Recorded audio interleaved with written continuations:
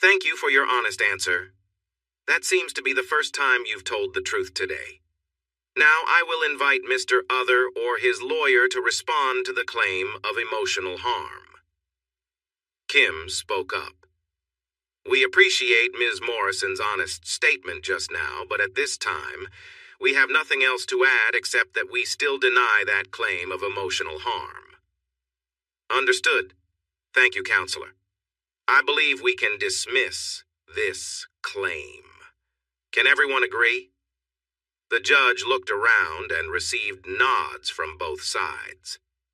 Now, let's move on to the issue of financial difficulties, he said. I'm having trouble understanding this one, Ms. Morrison. In your parents' divorce settlement, the money set aside for your university was allowed to stay with Mr. Other because you chose to be adopted by Mr. Morrison. This was because your biological father was the only one who contributed to that account. Since you and your mother chose to leave him and had him adopted, I felt that the funds were forfeited. In your mother's letter to your biological father, she mentioned that he could not provide the finer things in life as a plumber. He held up the letter. Carol turned red at the sight of it after all this time. Now that you are no longer under his care, I don't understand how you can blame your financial troubles on him. Would you like to explain? Mr. Forsyth, you may speak for your client, as it seems she is still upset from earlier, the judge said. Yes, Your Honor, he said while looking at some papers in front of him. The Morrisons believe their current financial issues are linked to their interactions with Mr. Other after the divorce. The judge nodded. I follow you so far, Counselor, but your reasoning might be flawed. Please go on and explain why the Morrisons' financial troubles are Mr. Other's responsibility. Well, Your Honor, if Mr. Other had not kept meeting with Mr. Morrison, then Mr. Morrison would not have had to face probation. He wouldn't have threatened Mr. Other or lost his job, which put them in a position where they have to rely only on Mr. Morrison's trust fund to get by.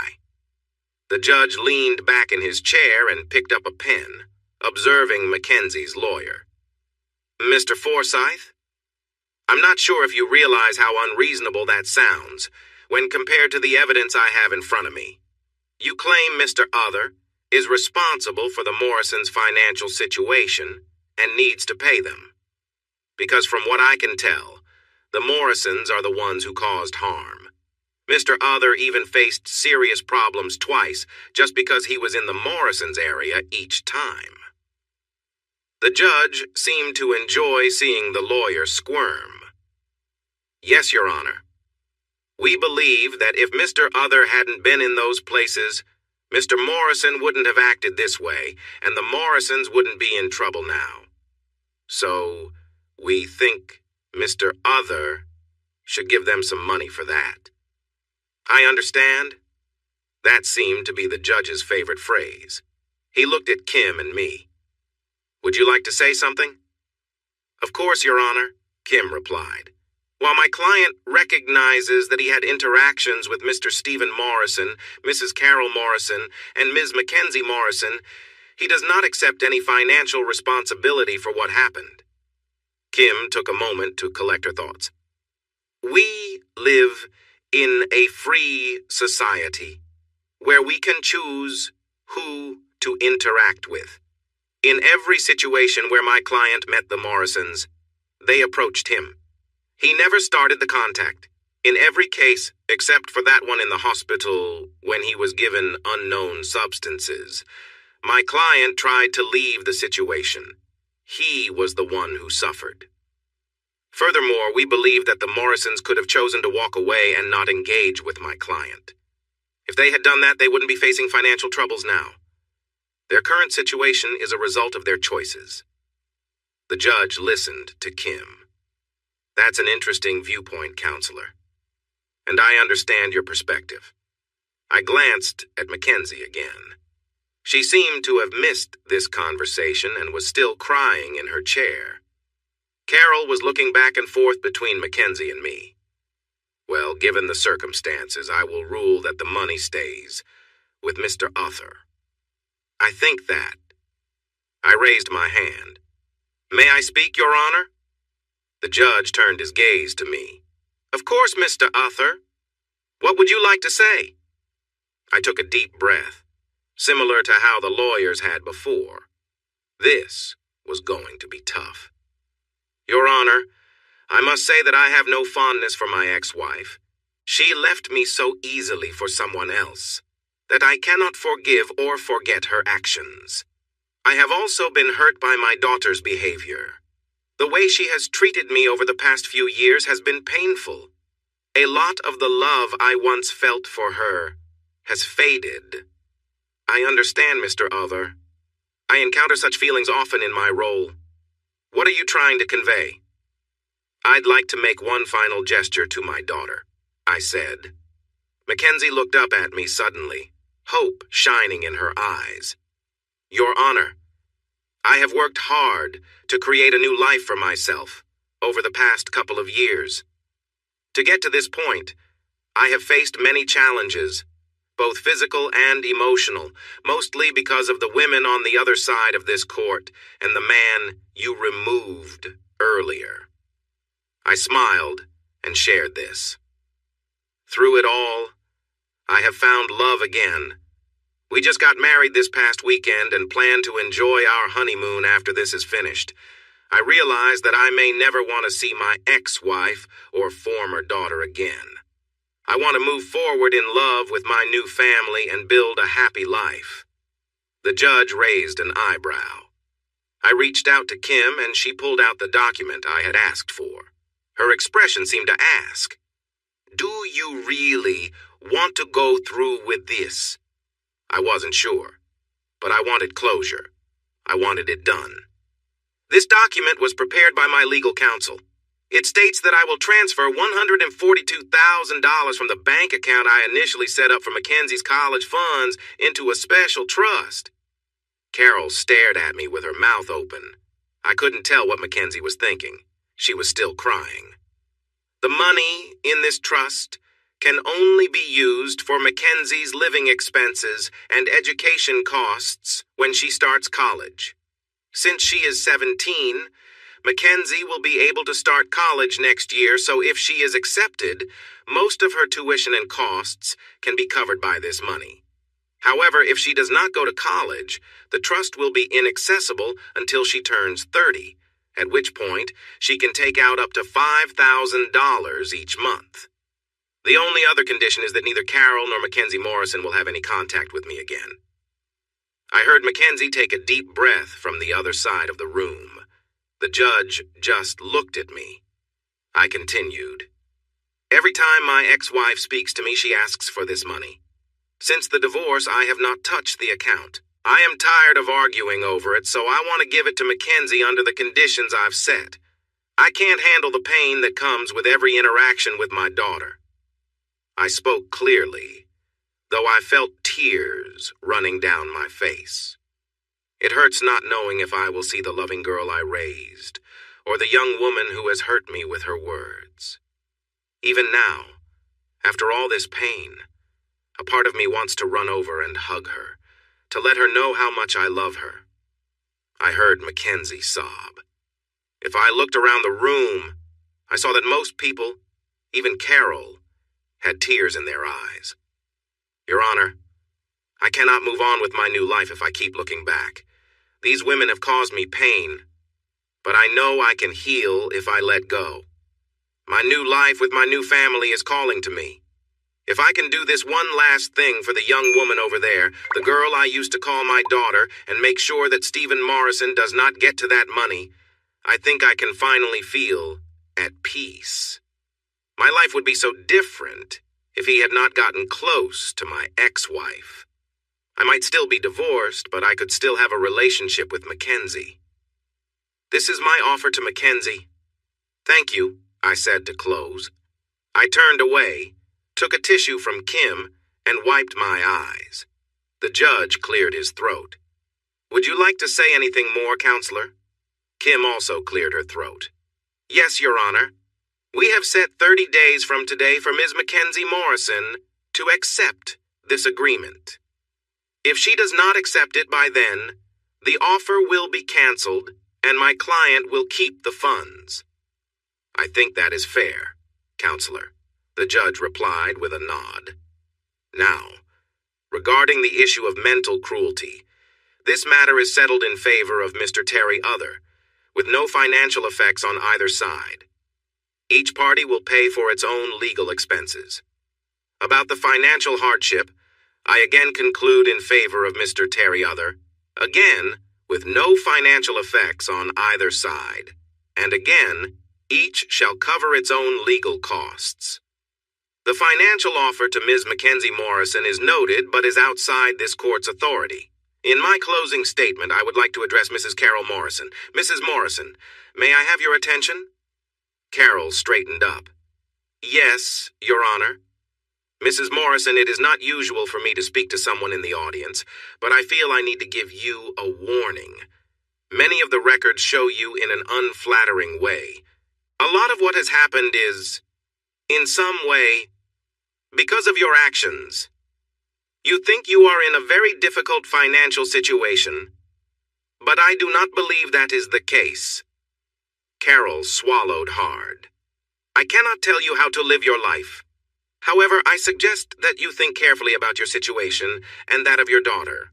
I also advise you to stay away from your ex-husband moving forward, regardless of what your daughter decides about the university trust. Let him move on. It seems he is content. You also need to find some happiness for yourself. Yes. Yes, Your Honor, Carol responded. That is just advice, Mrs. Morrison, the judge warned, looking around the room. Well, this has been interesting, but I do not want to see any of you back here again. This court is now adjourned. And with that, it was over. Kim took the agreement to Mackenzie's lawyer, and we left the court. At the cafe, we saw Paul and the girls anxiously waiting for news. I felt a bit sad after the court hearing, so Kim shared most of the details, including my heartfelt speech at the end. My wives were proud of me and held me close, whispering words of love in my ear every few minutes. We talked for about an hour, and during that time, Kim noticed Carol and Mackenzie leaving the courthouse. The other person wasn't with them. They looked tired and worn out from a distance. I could relate to how they felt.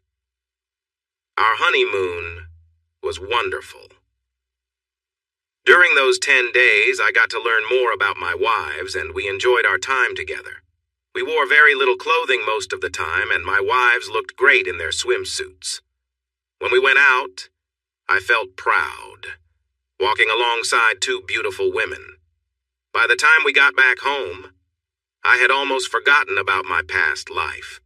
It was a small detail, but Mackenzie signed the agreement, and Kim took care of everything, moving the money into the trust. She asked if I wanted to know what Mackenzie would study at university, but I said no. I felt that part of my life was finished. 2 months later, we discovered that both of my wives were pregnant. They had stopped using birth control a month before the wedding and kept it a secret from me. They both started feeling sick in the mornings shortly after. Tests confirmed that I would be a father again, this time twice over. My parents were thrilled, and I got both teasing and high fives at the office. We were all surprised at the 12-week scan. Both my wives were expecting twins. I wasn't sure how we would manage 4 babies at once, but as I cuddled with my wives that night, I knew we would face it together. Kim and Paul couldn't believe the news, and Kim playfully teased me for weeks about having 2 pregnant wives, both expecting twins. She also shared that she and Paul were having another baby, so that would make 5 new little ones in our circle. The only sad news was that my mother was becoming quite fragile. Her cancer was getting worse, and we were all concerned. Harmony spoke with different specialists, And before it was too hard for her to travel, we visited 3 cancer doctors. They reviewed my mom's medical history and all agreed that we should focus on making her comfortable and continue her treatments at the local hospital. We finally convinced my parents to move to Bathurst for better support. This way, they could be nearby and help with the babies when they arrived. It also meant we could have our mom close for support. By the time the girls were 6 months along, we had moved our mom and dad into a small place about 15 minutes away. Dad was working part-time for a local builder, and Mom usually had someone with her during the day or night. We encouraged Kim and Paul to move too. They settled into a house near our parents' home. Kim was a few weeks ahead of the girls and a bit grumpy. Paul and I handled most of the moving while Kim scolded us for everything we did wrong. She was preparing for the baby. My niece Candace thought it was all a fun adventure. She had just started speaking in full sentences and found it funny when her mom asked her dad to move the same box to different rooms in just a few minutes. She also loved to touch her mom's and aunt's baby bumps, feeling the little kicks. Both Melody and Harmony were growing quickly, and since Kim was a bit ahead of them, she was also quite big. I should mention that the air conditioning in the house was quite cold. It reminded me of a scene from a movie where a character keeps changing clothes while moving in and out of the house.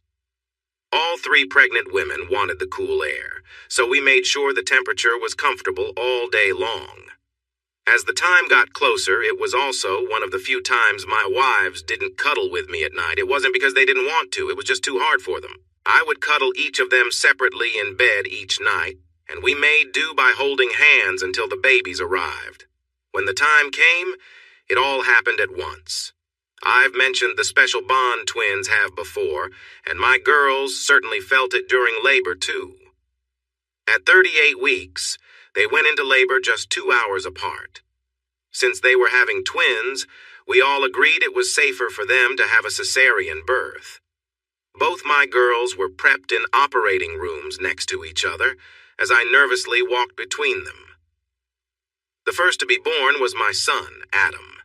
He had a big shock of brown hair and a strong cry that any father could be proud of. Next was my daughter, Grace, who was calm and had striking green eyes. Then came my third daughter, Beth, who was born next. Like Adam, she also had a strong cry. Finally, my second son, John, was born. We initially wanted to name him Colin, but he looked so much like my father that we chose to honor him by using the name John. 3 days later, Kim went into labor and welcomed Candace's little sister, Holly. We would all be raising a big family together, and even though it might get hectic, I knew I would not want to be anywhere else. I almost regretted those words during the first 6 months. With 4 new kids to care for, everyone was exhausted. There were constant diaper changes. The girls were always feeding the little ones. At times, it felt like we would lose our patience with each other, but around 6 months, all 4 of them began sleeping through the night. We eventually found a routine, and our closeness returned even stronger. The kids were nearly 2 years old when we lost Mom. She held on for as long as she could, and we supported her every day. In her final days, she spent a lot of time with her grandchildren, showering them with love and warmth. I hope the kids remember her fondly as they grow older. There's a wall full of pictures of her holding all 6 grandkids in our parents' hallway. Dad was sad but proud. Mom had fought valiantly and never gave up. We knew the end was near when she asked us 5 to come and see her one Saturday afternoon. That afternoon, we did what we always did as a family. We joked and reminisced about our childhood. We laughed about the busy life we were now living with 6 kids. I think Mom sensed it was time, because she started asking for a few moments alone with each of us. She hugged Melody and Harmony closely, even though she was very frail. I love you both so much, my dear daughters. You have brought great happiness to Terry. I never thought I would see him so joyful again after what Carol did. but you both came into his life like a storm and healed his heart and mind. I can never thank you enough." They exchanged more words of love, and my wives were in tears when they came out. Kim went in with Paul while I held my girls, our kids quietly watching a movie in the background. After a few minutes, Paul came out with tears in his eyes, asking me to go in. I sat on the bed. Kim was already crying, holding Mom close like a young girl. "Oh, my babies," Mom said softly. "I love you both with all my heart. I don't think a parent could be prouder than I am of you. I've seen you both grow, and I love how you have always stayed close, even as adults. You have been there for each other through tough times. But I have one last request for you both." "Yes, Mom. Anything," I said, while Kim held on tight, trying to keep her close. "I need you to take care of your dad. He's trying to be strong, but he needs you both to help him face what's ahead. He still has many years left, and I don't want him to feel lost. Your father is my greatest love, and I will always be with him. Even in death, our love will remain." We were all crying now. I remembered a time a few years ago when Mom had asked me something similar. Even now, as she grew weaker before our eyes, my mother kept thinking of her family. Despite the pain and the illness, she focused on her husband. "Promise me, you two. Look after your father," she said, gently. We held on to her tightly, tears streaming down. "We promise, Mom. We will," my sister Kim said through her sobs. We all stayed there a while longer, feeling only love and support for each other. Then, Mom asked to speak to me alone. Kim dried her eyes, squeezed my shoulder, and quietly left the room. Mom drew me close, resting against me as I held her gently.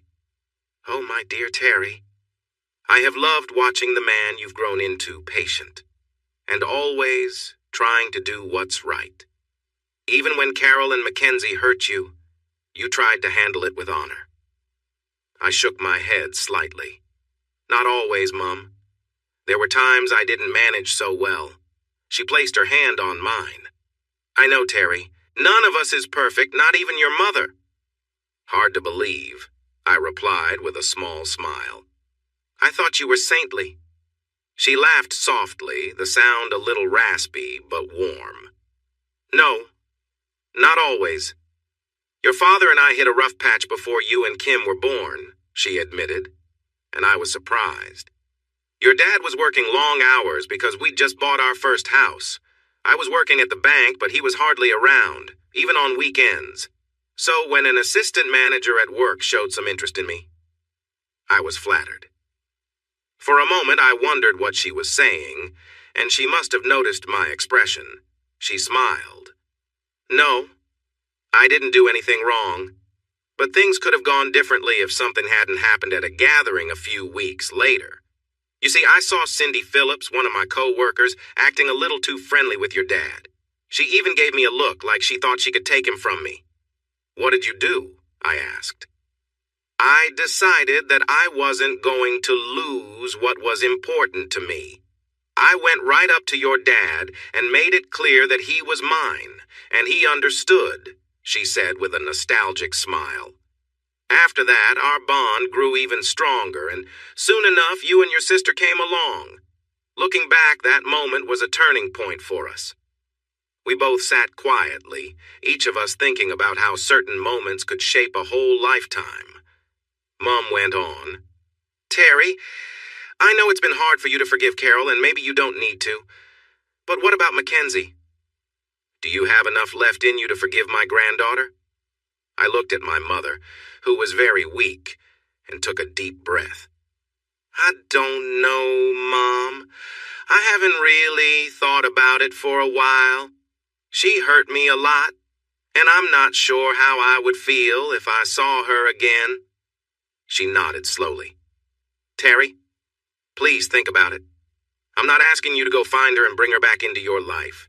You have so much on your plate right now with your 4 kids and Kim's too. I doubt reaching out to Mackenzie would be a good idea. She smiled softly. By the way, did you know Kim is having another baby? Yeah, she told me this morning. I smiled back. It makes me happy to know I have so many grandchildren. There was a time I thought I would only have Mackenzie. I know, Mom. I can't promise anything, but I'll try my best if I ever see her again. She touched my arm gently. That's all I can ask, sweetie. That's all I need. After that, Dad spent some time with Mom and came out with a mix of smiles and tears.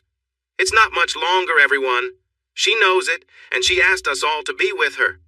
Paul, Kim, Melody, Harmony, Dad, and I gathered around Mom's bed. We shared stories and jokes for the next hour. The kids came in and out, showing love and care for their grandmother. They sensed something was wrong but didn't fully understand. There were moments of laughter and moments of tears as the afternoon went on. Gentle touches from Mom showed the love we all had for her. She slipped away from us while we were talking about Kim's new baby. We heard her laugh at the idea of it being a boy, and then we looked over to see her smiling, but the light had left her eyes.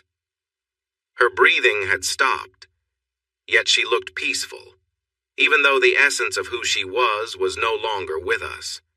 The rare cancer that took over her body had affected her deeply, but it never broke her spirit. Josephine Marie Other was quiet and gentle at times, yet she always loved us unconditionally.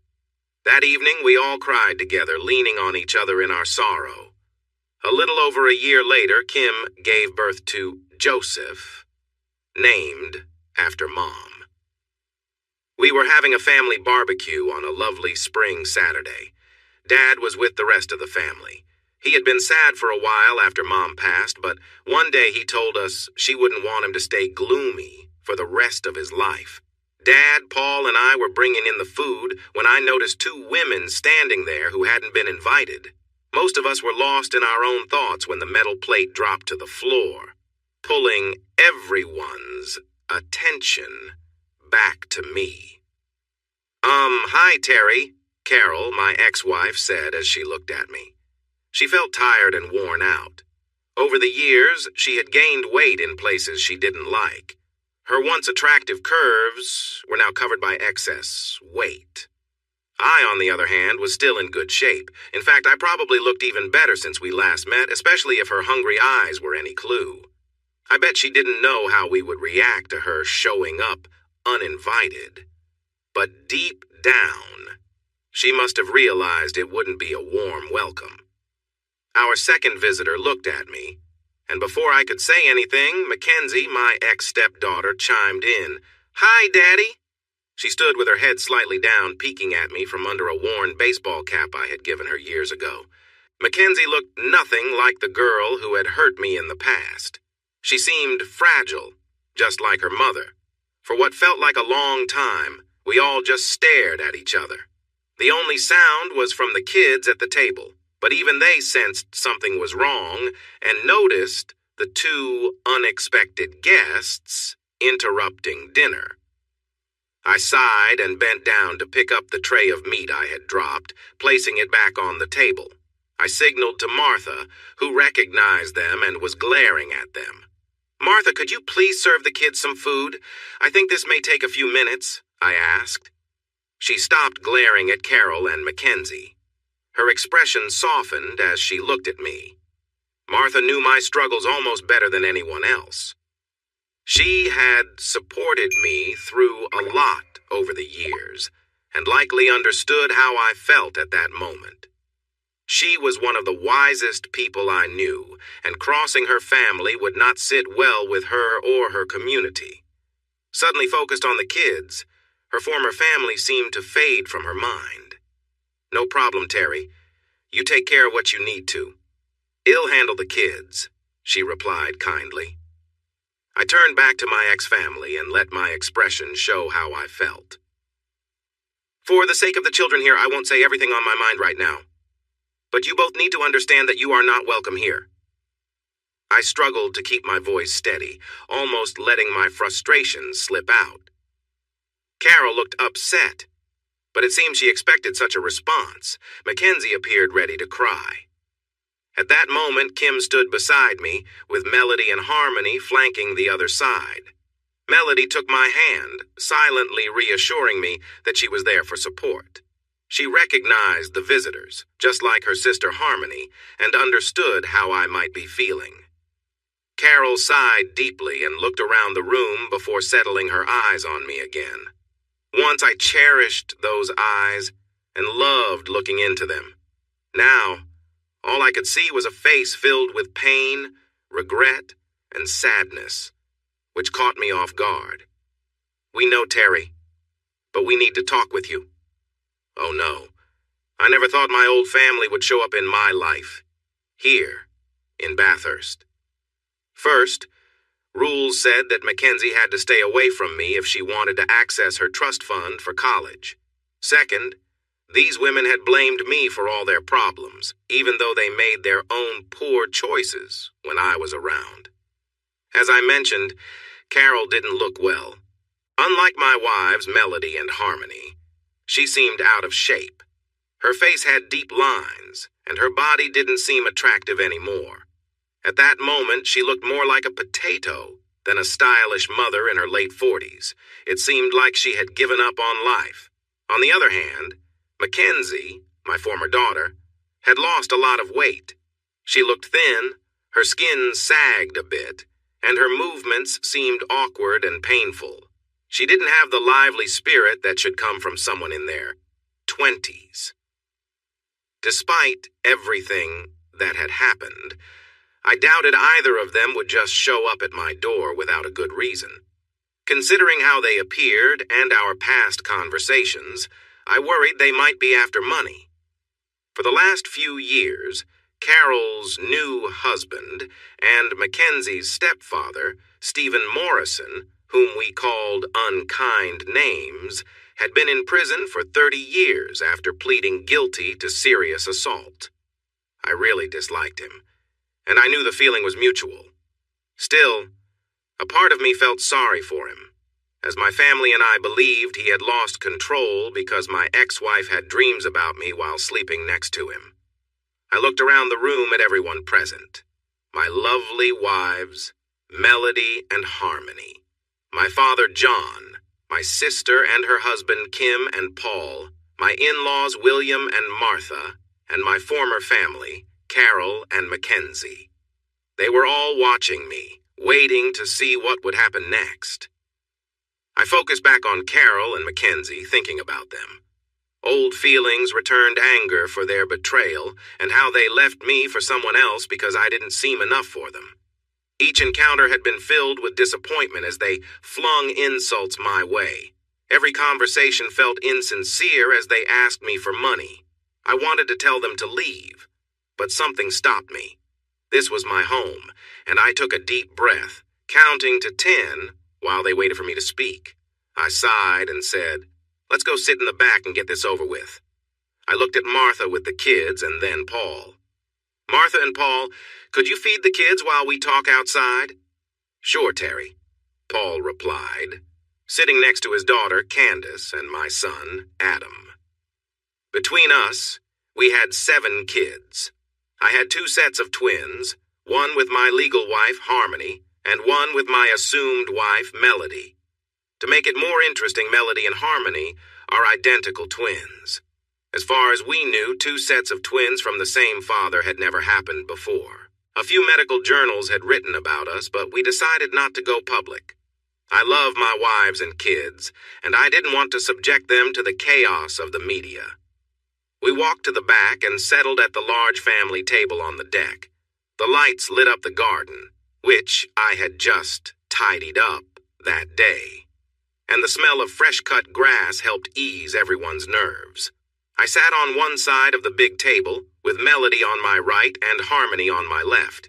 Across from us sat Carol and Mackenzie, with Kim at one end of the table. A few moments later, my dad and William came out with a pitcher of water and cups for everyone. They brought a drink for Melody and me and wine for Harmony, then went back inside to help with the kids, knowing we needed privacy. Harmony poured drinks for everyone who didn't have one and waited for us to begin. After a few moments, Carol spoke up. "Terry, you have a lovely home here. I never expected." She stopped short, realizing she was falling into old ways of criticizing my situation. Melody gave Carol a disapproving look and spoke for me. "Thank you. It's a wonderful place, passed down in the family for years. Now that Terry is our husband, he's part of that family too." Carol and Mackenzie stared at me in surprise. "Our husband?" Carol asked, confused. "I know that Terry remarried. Which one of you did he marry?" I laughed. "Carol, I'd like you to meet my wife, Mrs. Melody Other." I gestured toward her, and she smiled brightly. "Congrat?" Carol started. I cut her off gently. "And this is my other wife, Mrs. Harmony Other." Yes, you heard me right. I am married to both of these wonderful women. Carol looked shocked. Mackenzie just stared. The girls and I smiled while Kim giggled. After glancing back and forth between us, Carol saw the girls hold up my hands together. She looked at Kim, who nodded. "Oh, yes, Carol. After everything that happened, my brother saved the lives of these amazing women, getting hurt himself in the process. They fell in love with him, so he married them both.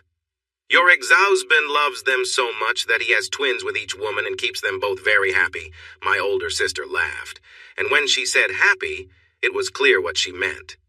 Mackenzie finally spoke. "You mean you're with both of these sisters at the same time?" she asked, trying to make sense of it. "Yes, Mackenzie," Harmony replied, a little giggle escaping her. "Your former dad is with both of us every night. From the very first night, he gave us his love freely. He is our support and gives everything, never asking for much. Neither Melody nor I can understand why you or your mom would have left such a loving man." Mackenzie turned red. Melody jumped in without pausing. "And as a father, oh, Mackenzie, he cherishes those kids more than anything. Harmony and I can't imagine a better man to teach our kids respect in this tough world. He lives for those children. We just don't understand why you would want to leave him." Carol spoke up, her voice bitter. "That's because you have him now." She pointed to the house and gardens. "He has money now, respect. When we were his family, he was just a plumber." Even after all this time, Carol still didn't understand. Harmony's voice turned sharp. "You really are missing the point, Carol." Carol stared at Harmony in disbelief. "We would love Terry the same even if he had nothing. When we fell in love with him, all he had was what was in his truck. For Terry, money doesn't mean much. He treats his family like royalty because he loves us, and we have given him our hearts. We would have left all of this." She gestured like Carol had.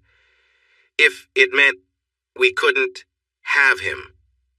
We know that this man, our husband, the same man you turned away, would do anything for us without a second thought. He almost did that the night we met. But can you say the same, Carol? Can you truly say you would do anything for your family, even if it means leaving your comfort zone?" Harmony was glaring at Carol, making her look scared as if she wanted to escape. "You had a man who loved you and would have given you anything," Melody said. "And we know you realize he cares for us deeply and knows us well." Carol turned bright red, and Mackenzie looked everywhere but at us. Kim couldn't help but laugh quietly at the table. Then Kim spoke up. "Everyone, I know we could talk about my brother all night, but we should focus back on Carol and Mackenzie." We all turned to the embarrassed women across from me. "You came here for a reason," my sister said. "But first, how did you find our address? It's not listed for safety reasons." Also, how did you get through the gate? Mom and I came here last week, Mackenzie replied, her face showing little emotion. We watched your office to see when you came and went. When we saw Dad's truck, we followed him here. Tonight we arrived just after he did, before the gate closed. That's a bit unusual, but it did get you here. Still, why are you really here? Kim asked. Mackenzie, your trust says no contact with Terry. You know he doesn't want to see you both. He has been moving on without you for almost a year. About 8 months, I added softly. The girls know I take that time off on Mackenzie's birthday to come here and remember the past. I couldn't bring myself to look at Mackenzie, and a single tear escaped down my cheek. They let him have time to think quietly. He sits with his drink and just stares out at nothing. But when the sun sets, he re-enters our lives, caring for us like he does every day, Melody explained. Her look towards Carol and Mackenzie felt more filled with tension than hate. I dared to glance at Mackenzie. She was looking at me with tears welling up in her eyes.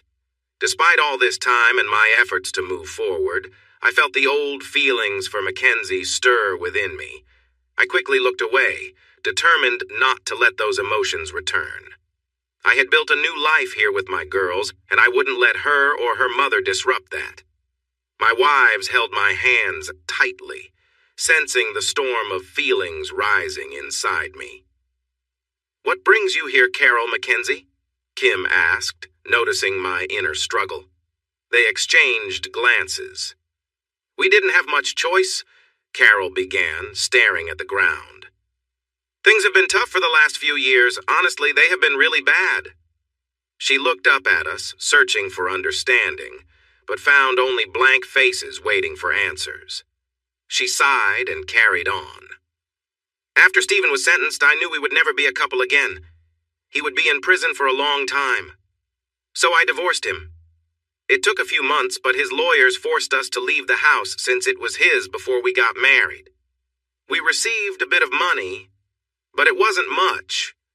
Since then, Mackenzie and I have been living in a 2-bedroom townhouse on the edge of Maitland. Are you looking for pity, Carol? Kim asked. No, Kim, Carol replied quickly, sounding sincere. That last day in court, when Mackenzie learned what Stephen had done, she fell apart.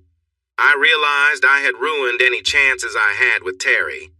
There was no way back for us. I heard he had remarried, but I never thought he would marry both of you. She offered a faint smile.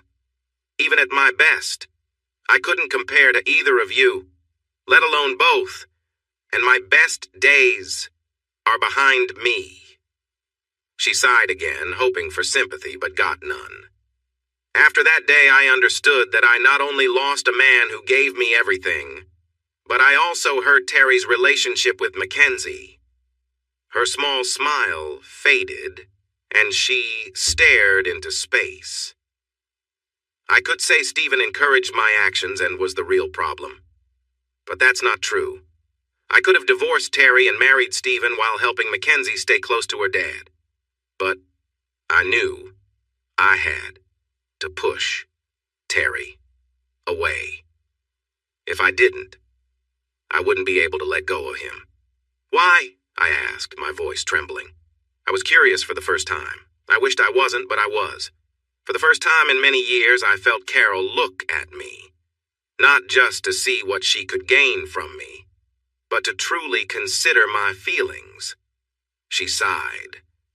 Because I still love you, Terry. I knew that if I didn't let go of you, I would want to return one day. The affair with Stephen was exciting, but he only cared about himself. A small smile returned at that thought. But I could sense my wives wanted to respond, and so did I. I squeezed their hands, and they held mine in silence. Carol went on.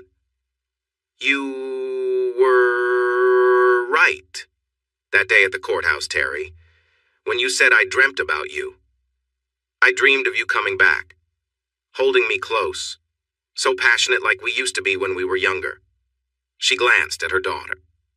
Sorry, Mackenzie, but it's true. I dreamt that your father would come back, forgive me, and we would be together forever. In my dreams, I didn't mind what job he had. I just wanted to feel loved. Sadly, Stephen never really loved us. To him, we were just there to make him look good. They were my dreams. But when I woke up, I faced the reality of my life as Mrs. Stephen Morrison, and I felt like I had to hurt Terry again. Stephen encouraged that feeling, and I didn't realize it was me crying out in my dreams that pushed him too far. I felt little sympathy for her, knowing there would be no chance for us to fix things. Still, her words answered a few of my questions. So, you're divorced and living in an apartment in Maitland. That doesn't explain why you're here, I said. Well, as I said, I knew we had ruined any chance to be close to you. After my divorce from Stephen, I had to stop Mackenzie several times from trying to reach out to you. I didn't want her to lose her trust fund, which helped pay for our place while I worked an office job for a local real estate company. Financially, we were okay, not great, but we were managing as mother and daughter. We accepted our life, and I thought we might never talk to you again.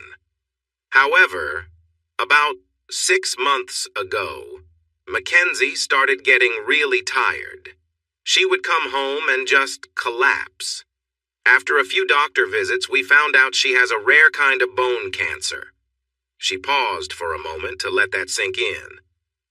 Same as my mom? I asked, feeling my frustration grow. Yes, Terry. We didn't know it then, but yes, it's the same as your mother's.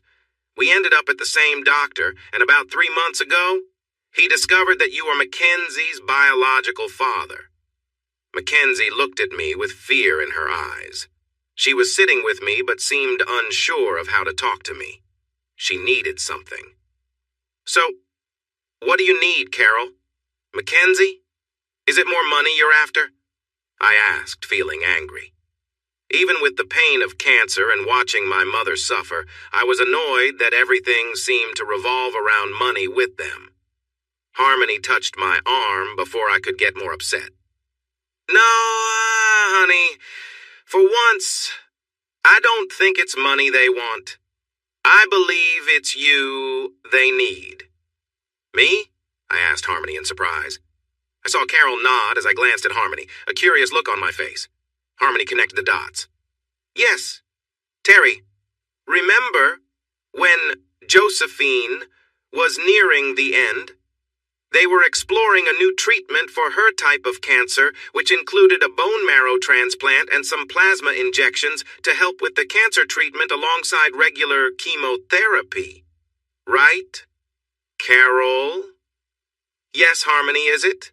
Carol answered softly. Harmony nodded. That's correct. Our budget for Mackenzie's care is tight, but we can manage. I know you might think I'm being harsh after all we put you through, but Mackenzie wouldn't want me to ask you for money. I wouldn't if it wasn't truly needed. However, we need your consent for tests to see if you might be a match for donating bone marrow for Mackenzie's treatment. There it was. My daughter, someone who had hurt me, needed my help. There was a chance to save her life. When I looked at Mackenzie, she looked back at me with fear in her eyes. She was understandably scared that I would refuse the test, but she might also have been afraid I wouldn't accept her again after everything that had happened. I wasn't sure how I felt. The silence lingered for a few moments as we all lost ourselves in our thoughts. Melody gently stroked my hand. Harmony held me close, sharing her strength with me. Kim, I turned to my sister. Could you take Carol and Mackenzie inside for a moment? I need to talk with my wives. Of course, little brother. Carol, Mackenzie, follow me. She led them inside. Well, my loves, what do you think? I asked when the door closed behind them. Harmony replied, Mackenzie, Isn't well. That's clear. Her skin is pale and she looks a bit undernourished. She shows signs of someone with cancer like your mum. She said it with a frown, knowing it would be hard to hear. Yes, she doesn't look good from the last time I saw her. But I meant, what do you think I should do? I asked. Baby, Melody spoke gently. I understand. They both hurt you. And honestly, I wanted to react strongly just now while listening to your ex-wife. But she still cares about you. She took a breath. But your daughter is sick, and no matter what has happened, you have a chance to help her. Would you really deny her that chance because of your feelings? She was right. I couldn't let my feelings stop me from saving a life. I sighed. No, I wouldn't. When I looked at her, all I saw was my little girl, scared and in pain. I thought my feelings for her were gone, but they weren't. I wrapped my arms around both of my wives. I'm not sure I can do this without both of you. I don't feel strong enough. We're here for you, dear, Harmony said gently. Neither Melody nor I want you to go through this alone. But you need to do one thing first. What is it? I asked. You and Mackenzie should have a talk, just the two of you, Melody added. Harmony agreed with a nod. I felt a wave of panic. This was not something I wanted to do right now. No, I can't. I don't know if I can handle that. Terry, my dear, Melody said softly while hugging me. We believe in you. You need this more than anything else. What about Carol? I asked, trying to shift the topic. Forget about Carol, Melody replied sharply, her earlier warmth gone. She deserves what she has coming for how she treated you. Then she softened her tone. But Mackenzie is still your family. I know it's hard to think about forgiving her, but you could help her with the illness that took your mother. Shouldn't you at least try? I looked at her and sighed. That feels unfair, Melody. Bringing Mom into this? She blushed, but shrugged it off. I may not like Mackenzie much. Our last talk on the phone confirmed that. But I don't want to see her suffer and lose her life. That's a good point. Harmony, do you agree with your sister? I turned to my other wife. She nodded. I do, love. And you should talk to Mackenzie first. You found some closure with Carol outside of court, but I don't think you ever had a chance to talk with Mackenzie. We sat in silence for a few minutes, but I thought there was no better time than now. Okay, could you both ask her to come out and sit with me? Both of them kissed me, and I watched them as they walked back into the house. Finally, I stood up, finished my drink, and moved 2 chairs to the edge of the porch. I sat back down, thinking about what would happen next while looking out over the backyard. A few minutes later, I heard the back door open again. Soft footsteps approached, and then Mackenzie sat down next to me. She offered me a drink. Melody told me to give you this, she said, handing me a drink. She said your other one would be empty. I took it and thanked her. In her other hand, she held a juice. You don't drink? I asked her. Not anymore. I can't with the medication I'm taking, she replied. Once I turned 18, I started drinking rum and Coke like you, but I usually stuck to Bundy because I couldn't afford the nicer stuff. I snorted and glanced back at the gardens. Rum, huh? She sighed. I know this might sound bad after everything that's happened, but I knew you liked rum. At first I didn't like it, but I drank it anyway, because it made me feel connected to you in some small way. I took a sip of my rum, enjoying the taste, while she had her juice. We sat in silence, which felt a bit awkward as we both drifted into our own thoughts. I broke the silence. So, what are you studying at university? I asked. After a moment, she said, I had to take a break this year because of my treatment, but I was studying applied mathematics. I wanted to work in IT, maybe with crypto or data modeling, things like that. For the first time in years, I chuckled at something she said. You know, I have no idea what that means. She laughed too, but it was a bit weak and ended with a cough that reminded me of my mom. She looked at me with a questioning gaze, then took a deep breath, as if she was gathering her courage. I really messed everything up, didn't I, Dad? I winced at her calling me Dad. My heart raced just talking to her. Part of me wanted to play it cool and ignore my feelings. Before I could think too much, I replied, Yes, Pumpkin, you really did. Tears she had been holding back spilled over, and she began to cry. The last time I called her Pumpkin was the morning they both left. I just sat there as she wept, sipping my rum and looking out at the backyard. Inside, my heart was aching, but I kept my face still. After a few minutes, Mackenzie started to calm down, wiping away her tears and pushing her hair back. Her voice softened as she spoke more to herself than to me. I had to lean in to hear. I must be one of the most foolish daughters ever. I wasted so many years with a mother who cared only about her clothes, and a man who only saw me as a trophy. She glanced at me, noticing I was listening, and raised her voice a bit. And look where it got me. A one-way ticket to sadness. I haven't been happy in years, and now that I need my real father, he wants nothing to do with me. I looked at her and chuckled again, and she did too, responding to my laugh. What's so funny? She asked, suddenly looking concerned. I chuckled as we both remembered the last time she asked me that question. Mackenzie, I never stopped caring about you, even though there were times it felt like I did. There was so much pain, and things you and your mother said made me question if you were really my daughter. Even though she didn't feel well, she looked like she might run away from me after that comment. I raised my hand to pause. But I always cared about you. So right now, Mackenzie, I'm scared. I'm scared that if I try to open my heart to you, you'll hurt me again like you did all those years ago. Then why are you laughing? She asked, her voice soft and her eyes looking down. Because you called him a jerk. We rarely use his real name in this house, and when the kids aren't around, that's what we call him. She laughed, and a spark came to her eyes. But then her expression turned serious. Did he really try to hurt you? I nodded and took another sip of my drink.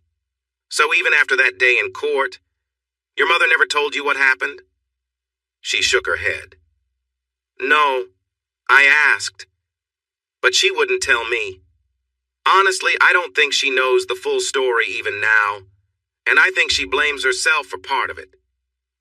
She should, I said firmly, then sighed. I really don't like your mother at all, Mackenzie, and what I'm about to tell you might make you upset with me again, but I have never lied to you, and I'm not going to start now, all right? She nodded, looking a bit scared again. Okay, Dad. I gazed at her and saw her eyes for the first time in years. They were brown like mine, but now they had a hint of gray, probably from her illness or treatment. I let out another sigh. Mackenzie, to be honest, I don't think your mother ever really cared about me, and I'm not sure she understands what true love is. She says she does, but I don't see that she gets what it really means to love someone. When we were in high school, we had so much fun that it was clear we would end up together, and we did. You were born, and we got married. I'm not sure that was the best choice. Mackenzie looked at me, a confused look on her face. You see, I was always meant to be a plumber. It's in my blood. I grew up on job sites, and even now at Delotes, I try to help out when I can. Your mother knew this. I thought she loved me as much as I loved her. But then, things changed. Suddenly, I wasn't good enough anymore. And she moved on without a second thought. And to make it worse, she took you with her. So, love, no, I don't think she really understands it. I looked at Mackenzie, and then out over the garden, taking a sip of my drink. But your mother and I did have 15 good years together. At that time, I loved her deeply. But it didn't work out because she didn't really understand what love was, and always held something back. What do you mean, Dad? What did she hold back? Mackenzie asked. I answered quickly. Her acceptance. Mackenzie looked at me, waiting for more. I continued. I didn't really know what that meant until I met Melody and Harmony. You see, my girls accepted me for who I was with all my flaws and strengths. When I was happy, they laughed with me. When I was sad, they hugged me. But with your mother, she never fully accepted me. I think she cared about me in her own way, fitting me into her perfect life when it was convenient for her, but she never truly accepted me. I could have had a different career or a big business, and I still believe we would have ended things because she could never find peace with what we had. When I got home that day, I thought about giving up once I saw what had happened. I accepted that Carol was leaving, and that hurt, but you chose to leave me and wanted someone else to take my place as your dad. I felt tears welling up, but took a deep breath to hold them back. Mackenzie shook her head, looking like she was about to cry too. There's no excuse for what we did to you. I was only 15 and just following orders. But even at 15, I should have known better and could have questioned it. She didn't cry, but I could sense her shame as she looked down and carried on. When Mom and the other man first told me about moving in with him, I was upset. I didn't understand how I could live with him and still have you as my dad. Over the next few weeks, they kept telling me how great it would be and that you would be okay. They said I would have lots of new things. Mom told me to keep it a secret until it was all settled. So I did. I liked nice things. But they weren't everything to me. I foolishly trusted Mom.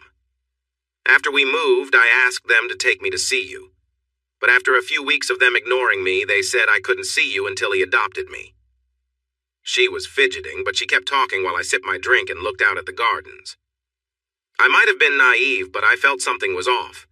Still, Mom and the other man kept buying me things. They thought new clothes and shiny gifts could fill the empty space from not seeing you. They took me around the city, showing me places I had never been. In the first 6 months, I went to Sydney 3 times, as they tried to make me feel better. At night in my room, I missed you and cried, when I thought you didn't want me. Hearing her talk made me feel weak, but I also felt a quiet anger growing inside me, directed at Carol and the other man. I tried to let my feelings soften only for Mackenzie as I said, "Oh dear, that was never true. I wasn't allowed to see you. The restraining order meant I had to stay away from the other man, your mother, and you. If I had broken that order, I could have ended up in jail. I thought you didn't want me. Your mother." We sat quietly as that thought faded away. Mackenzie, I'm trying to understand. This is the first time we have really talked since everything started years ago. I sat and thought about all the pieces of past conversations and documents I had gathered over time, and it started to feel like some things were finally making sense. Can I ask you something? If you don't want to answer, that's okay. Dad, if you need to know, no matter how hard it is, I'll answer if I can, she replied, her voice almost urgent. A few months after I left, I came back to see your grandmother. You didn't know, but she had just finished her first cancer treatment. You saw me in Maitland Central. Mackenzie lowered her head, clearly embarrassed. What happened? If you were so upset, why did you treat me that way? It took her a moment to respond. I could see a mix of shame and pain, but also some anger directed at me. Finally, she took a deep breath. I sensed that there would be a lot of this during our conversation. When I first saw you, you were laughing at something on your phone. It had been months since I saw you. If you think back to when we came to see you after the divorce, just before you moved. I nodded. We saw you buy your truck that day, and you let both Mom and me have it. I nodded again. I cried for days after because I couldn't understand why you didn't want me as your daughter. I thought I had done something to push you away. I was upset because you just left. I wanted to say something, but Mackenzie held up her hand and stopped me. She shook her head. I know now that you left because of how hurt we made you. Just like Mom said earlier, we three did our best to break you. Each of us for different reasons, but we all did. Something inside me broke when you hit your truck, showing me how much I had hurt you. When you just left, it was never mended. Honestly, Dad, it's still broken today. But when I saw you in the cafe that morning, you looked so happy. Watching you, it felt like I never meant anything to you. So to me, it wasn't fair. You were happy, and I wasn't. She looked at me and tilted her head. I know it might not matter, but can you tell me what you were laughing at that day? I smiled. Sure. I took out my phone and looked through my photos. I found the one of the girls. Melody and Harmony had been looking after me, helping me after an accident. I'll tell you about it later. By the time they sent me this picture, they both were joking around with me. I showed Mackenzie the photo of my friends smiling under a sheet. Mackenzie smiled back. You really got lucky with them.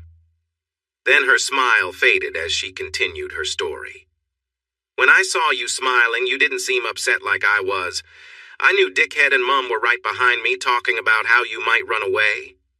I kind of lost it. Mom had only been married to Dickhead a short time, but he was putting you down every chance he got. He called you a bad father who would leave his daughter a poor partner and a terrible husband. Mom always backed him up. So, when I saw you happy while I was feeling sad, it made me angry. I took it out on you thinking if I wasn't happy, you shouldn't be either. I'm sorry, Dad. I went too far. Yes, you did, I replied. She continued, her hurt clear on her face. When we got home, Dickhead was yelling about how he would ruin you. You had already cost him a lot of money when you left the hospital with that couple. They were important donors to the hospital, and losing that money affected us too. That couple was William and Martha, Melody and Harmony's parents. Her eyes widened. Did you know that then? I shook my head and smiled. No, I found out later. But back to you, you and your mom came to see me the next day, and you seemed like a different person. You were more like the Mackenzie I remembered, not the one I had seen at the cafe. What happened? She nodded. I felt terrible that night and cried myself to sleep again. I knew I had hurt you again. When I heard Mom say she would go to my grandparents to get my college money from you, I wanted to go with her. I needed to say I was sorry. I wanted to escape the mess my life was becoming. She seemed lost in thought, and together we sat in silence, reflecting on the events of that weekend. Finally, I wasn't sure if Mackenzie would speak up, so I encouraged her. When you and your mom drove away, I hoped we could reconnect.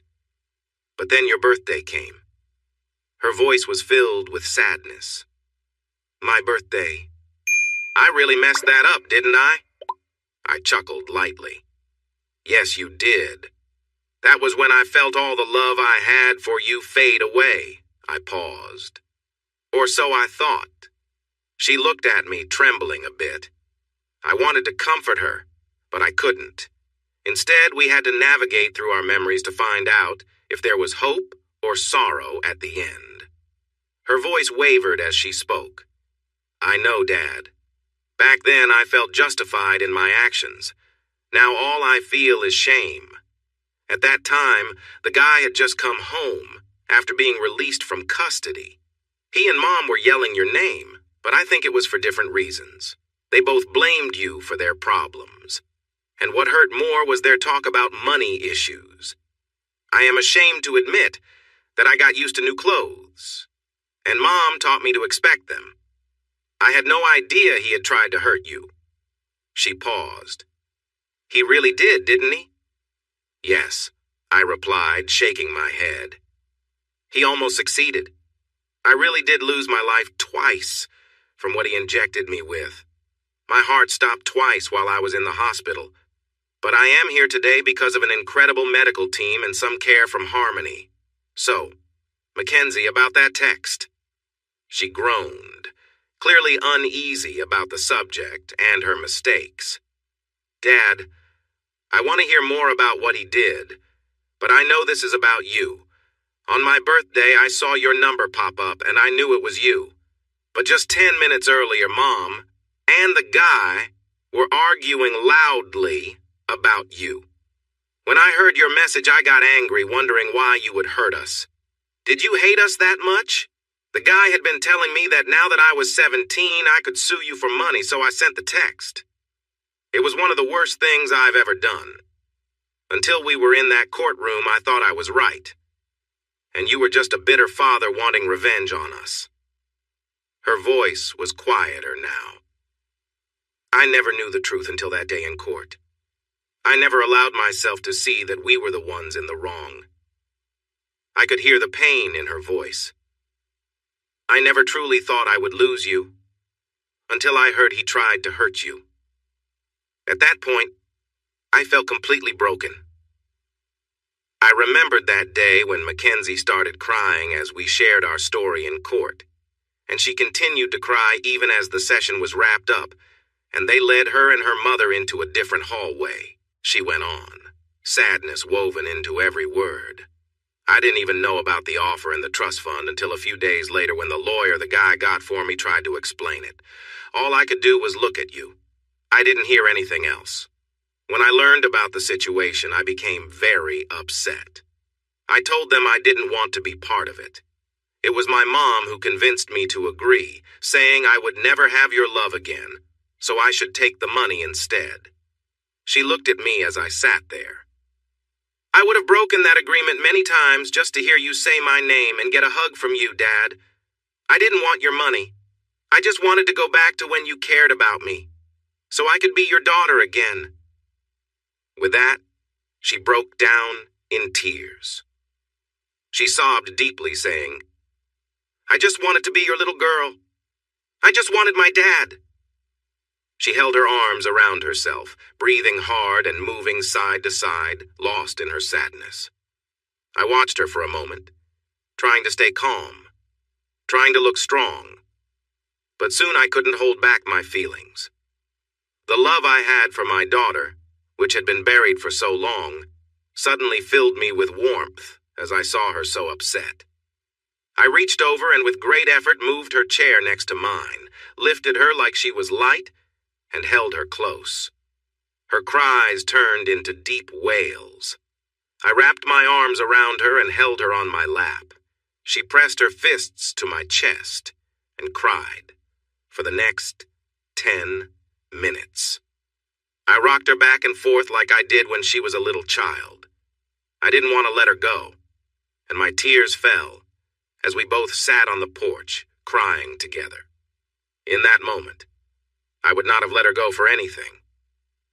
As the moon began to rise, our emotions calmed down.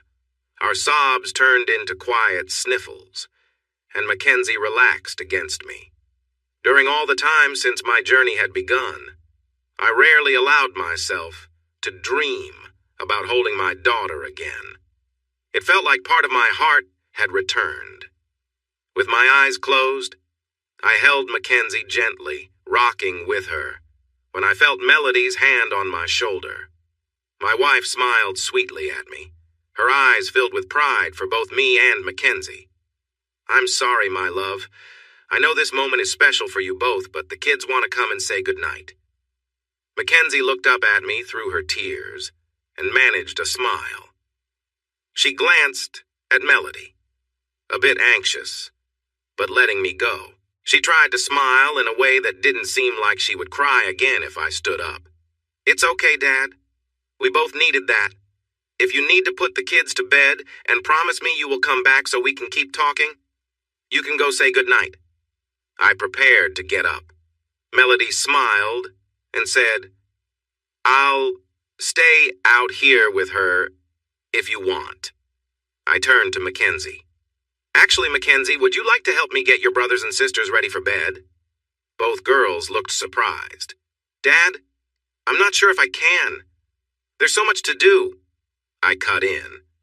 "I know, Pumpkin, but I'd rather have you with me right now than staying out here. We can keep talking after everyone is settled." Melody helped Mackenzie and me up, and the three of us walked back inside. Everyone turned to look at us as we came in. We had been outside for almost an hour, and everyone noticed the tears on our cheeks and our red eyes. Carol quickly got up and approached us. "It's nice to see you two talking," she began. "Carol, it's time for my kids to go to bed, and Mackenzie and I need to keep discussing things." She nodded. "I understand, Terry. I can wait." I shook my head. "Carol, this will take some time. Mackenzie and I have important matters to discuss, and my family has been very kind to you lately. I think it would be better if you return to your hotel for tonight."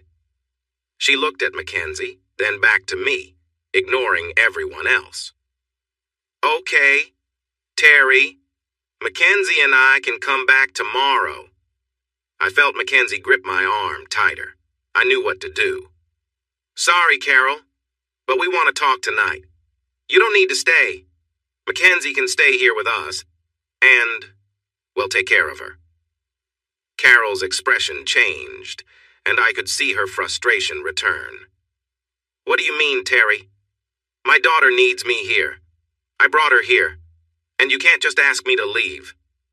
"Why not?" Harmony interjected, stepping into the room.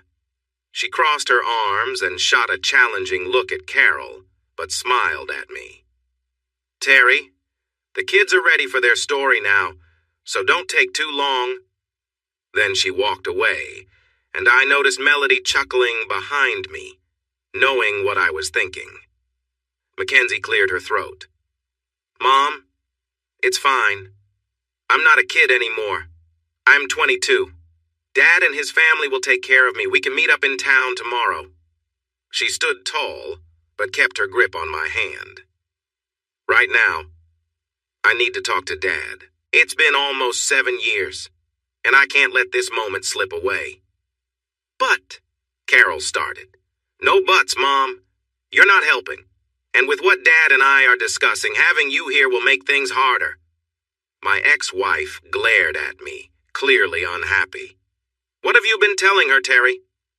"Not much, Carol. Actually, Mackenzie has been saying most of the things. It's interesting to hear her talk about her past, especially about being adopted when she was so young." I paused for a moment to let that sink in. Carol looked upset. She probably thought if she got kicked out, Mackenzie would go too. I had wondered about that an hour ago, but now I hoped things could improve with my daughter after our earlier talk and the emotional hugs we shared. Mackenzie spoke again. "Mom, it's okay, but I think you should go so I can spend some time with Dad. I'll be all right." Without waiting for a response, Mackenzie took her mother to the door and out to her car before tensions could rise. I was halfway through reading The Very Hungry Caterpillar to the kids when Mackenzie returned with Melody. I paused, allowing Melody to sit next to me like always. Harmony was on my other side, and to my surprise, Mackenzie joined the kids in the middle of the floor. By the end of the story, the kids were curious about the new woman. Adam, John, Grace, and Beth. This is your big sister, Mackenzie Morrison. She is my daughter from my first marriage before I met your moms, I introduced her. Actually, it's Mackenzie Brown, she corrected me. I raised my eyebrows in surprise. We also introduced Candace and Holly, her cousins. The kids were excited and asked her many questions typical of young minds. They wondered how she could be my daughter and an adult at the same time. Young Grace asked the question that made everyone pause. Sister Mackenzie, what's wrong with your hair? I had noticed that Mackenzie hadn't taken off her hat all night, but we all gasped when she did. Underneath was a wig of brown hair, and she revealed that she was bald, a common result of her cancer treatment.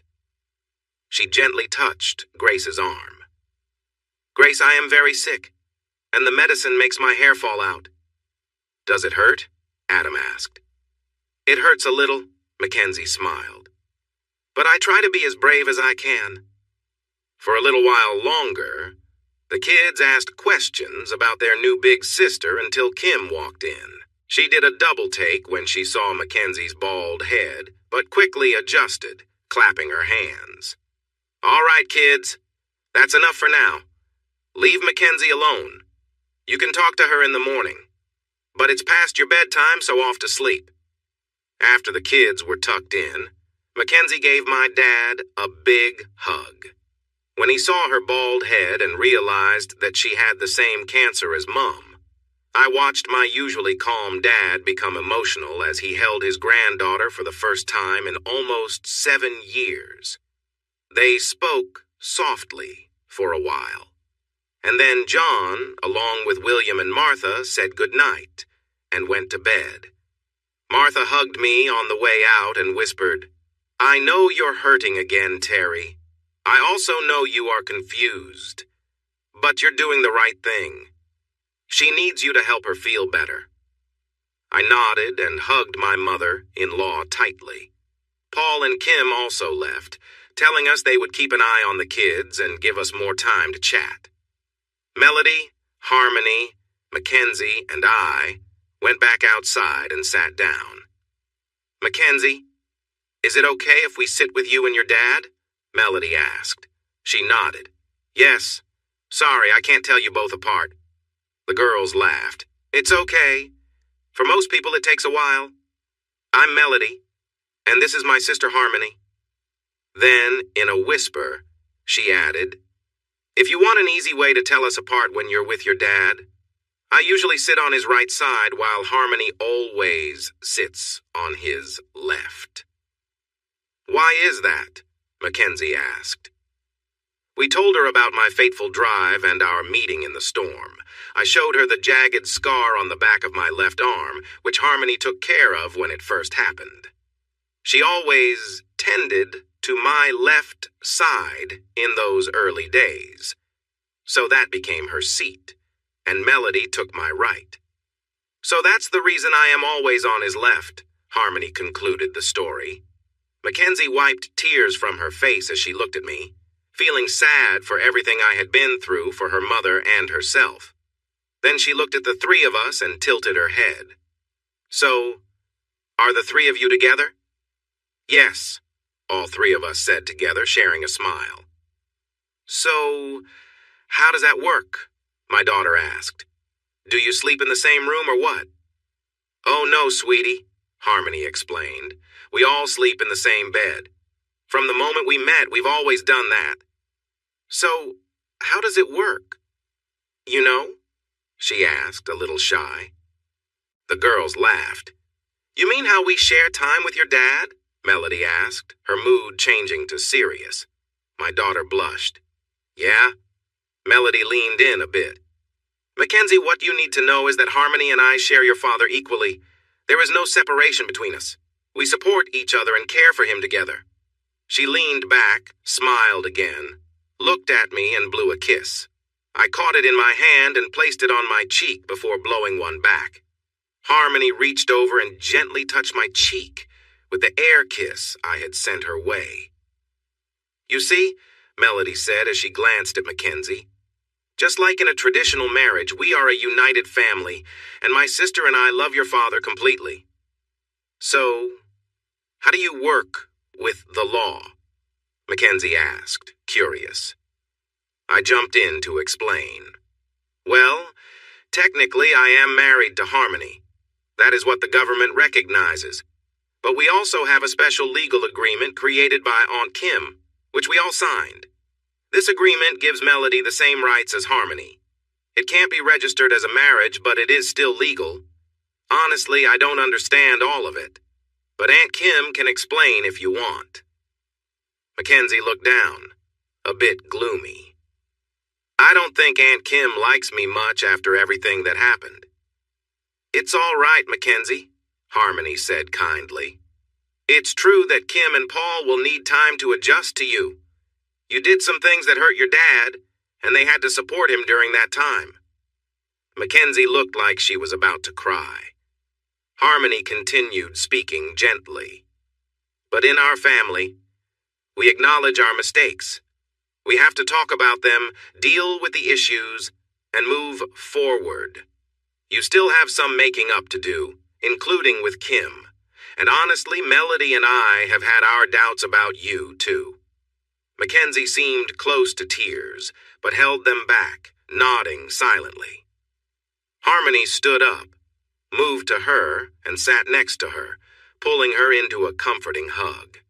Harmony lowered her voice again, speaking as she did to our children. "But what we saw tonight was something we never expected between our dear husband and you. We've seen a start to healing. That wouldn't have happened if you hadn't been completely honest with your father. He has been hurt deeply, but he isn't a harsh person. If he can forgive you, then we, his wives, can do the same." Melody leaned against me and hugged my arm while Mackenzie hugged Harmony tightly. Mackenzie was crying again, clinging to Harmony as if they had been friends for a long time. Harmony closed her eyes and held her tightly, just as I had before. "It's all right, sweetie. Let it all out," she said gently, kissing the top of Mackenzie's head. After a little while, Harmony opened her eyes, looked at me, and smiled. Mackenzie's face was red, and tears were falling down. She was holding on to Harmony as if she needed her support. Mackenzie's eyes looked to me, asking for help, then to Melody, and then back to Harmony before she looked down at her lap. "I am so sorry to all of you," she said softly. "Daddy, I love you so much. And even though I can't change what has happened, I want to try and make things right with whatever time I have left." "Mackenzie," Harmony said gently, "everything will be okay. We are here for you no matter what comes next. Let's hope for the best and that you have plenty of time to reconnect with your dad. But let's not talk like that anymore. Deal?" She smiled softly at Harmony as Harmony handed her a napkin from the table to wipe her face. "Deal," Mackenzie replied. We sat together for a few moments. Melody rested against me, leaning on my shoulder and occasionally kissing it. After a while, I lifted her chin and gave her a soft kiss on the lips. Mackenzie watched us and giggled. "Looks like my dad really likes redheads." We all laughed, and Melody said, "Well, that's clear, Mackenzie. Your dad is married to both of us." "No, I mean redheads because Mom was also a redhead." Melody looked at her curiously. "But we've met Carol. She's not a redhead. She's more of a dark blonde." I felt a rush of embarrassment, knowing where this conversation was headed. Mackenzie caught on too.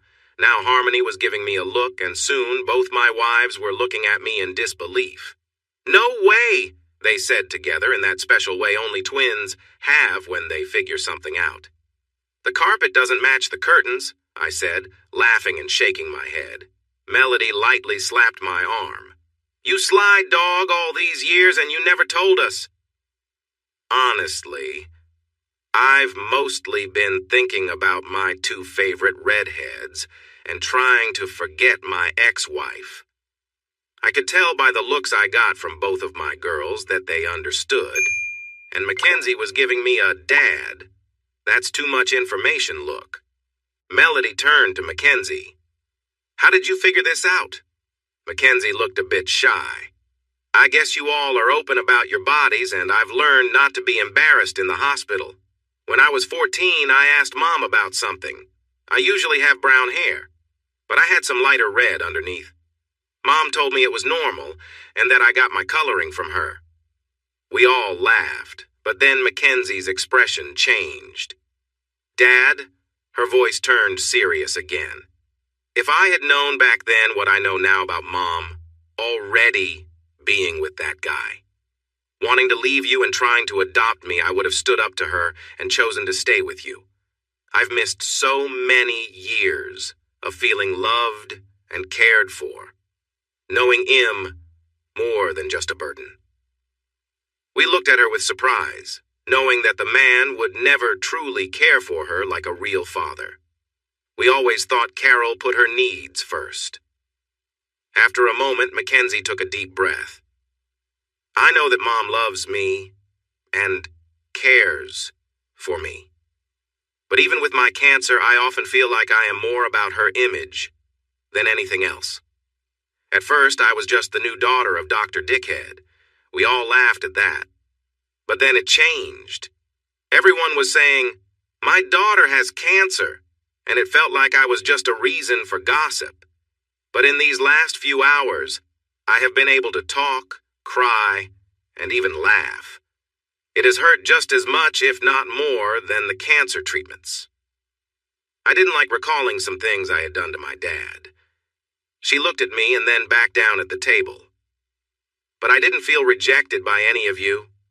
With Mom, whenever things got tough, she would leave the room and leave me to handle it alone. It felt like she was ashamed of me. She turned to us and said, I have not been fair to you all, especially Dad. I realized I was so rude. I need to say sorry to the three of you because even with all my mistakes, I have felt more love here in less than a day than in 7 years with Mum and Dickhead. Everyone went quiet. We will get there, Pumpkin. It will take time. But we will get there, okay? I said, and my partners nodded in agreement. Why is your last name Brown now? Harmony asked Mackenzie. It was Carol's maiden name, I answered before Mackenzie could respond. She just nodded. After everything that happened, I couldn't ask Dad to let me take my old last name back. So when Mom divorced Dickhead, I removed his last name, Morrison, and took Mom's maiden name. She choked up a bit. Even then, Mom wasn't happy. She wanted me to keep Dickhead's last name because he had adopted me and was my legal dad. She thought part of his estate should belong to me since she wouldn't get much from the divorce. We all sat in silence for a few minutes, each lost in our thoughts. Eventually, we moved on to happier topics. We shared stories about our time together. We talked about how we met and what it was like dating and being seen around town. We recalled our trips to the U.S. and Europe, how the girls tried to teach me to ski, and how I kept falling until I switched to snowboarding. Finally, we just shared details of our everyday lives with the kids. Around 10, I noticed that Mackenzie wanted to keep talking, but she looked exhausted. I walked her to a guest bedroom and showed her the bathroom and towels for the morning. Grandpa's room is the next door down, and our room is next to the kids' room if you need anything, okay, Pumpkin? I told Mackenzie. Before she could answer, she hugged me tightly. I love you, Daddy, she said, and I wrapped my arm around her. I love you too, but you need some rest. We'll talk more in the morning. All right?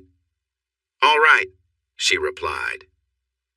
We We said our last good night, and when I got to my bedroom, the girls were already in bed. I took a quick shower and put on some light cotton shorts. I climbed into the middle of the bed and my girls snuggled in, one on each side. "I checked on the kids a few minutes ago," Melody said with a smile. "None of them are in their beds. They are all in a pile on the floor. Uncle Paul set it up for them." I kissed her.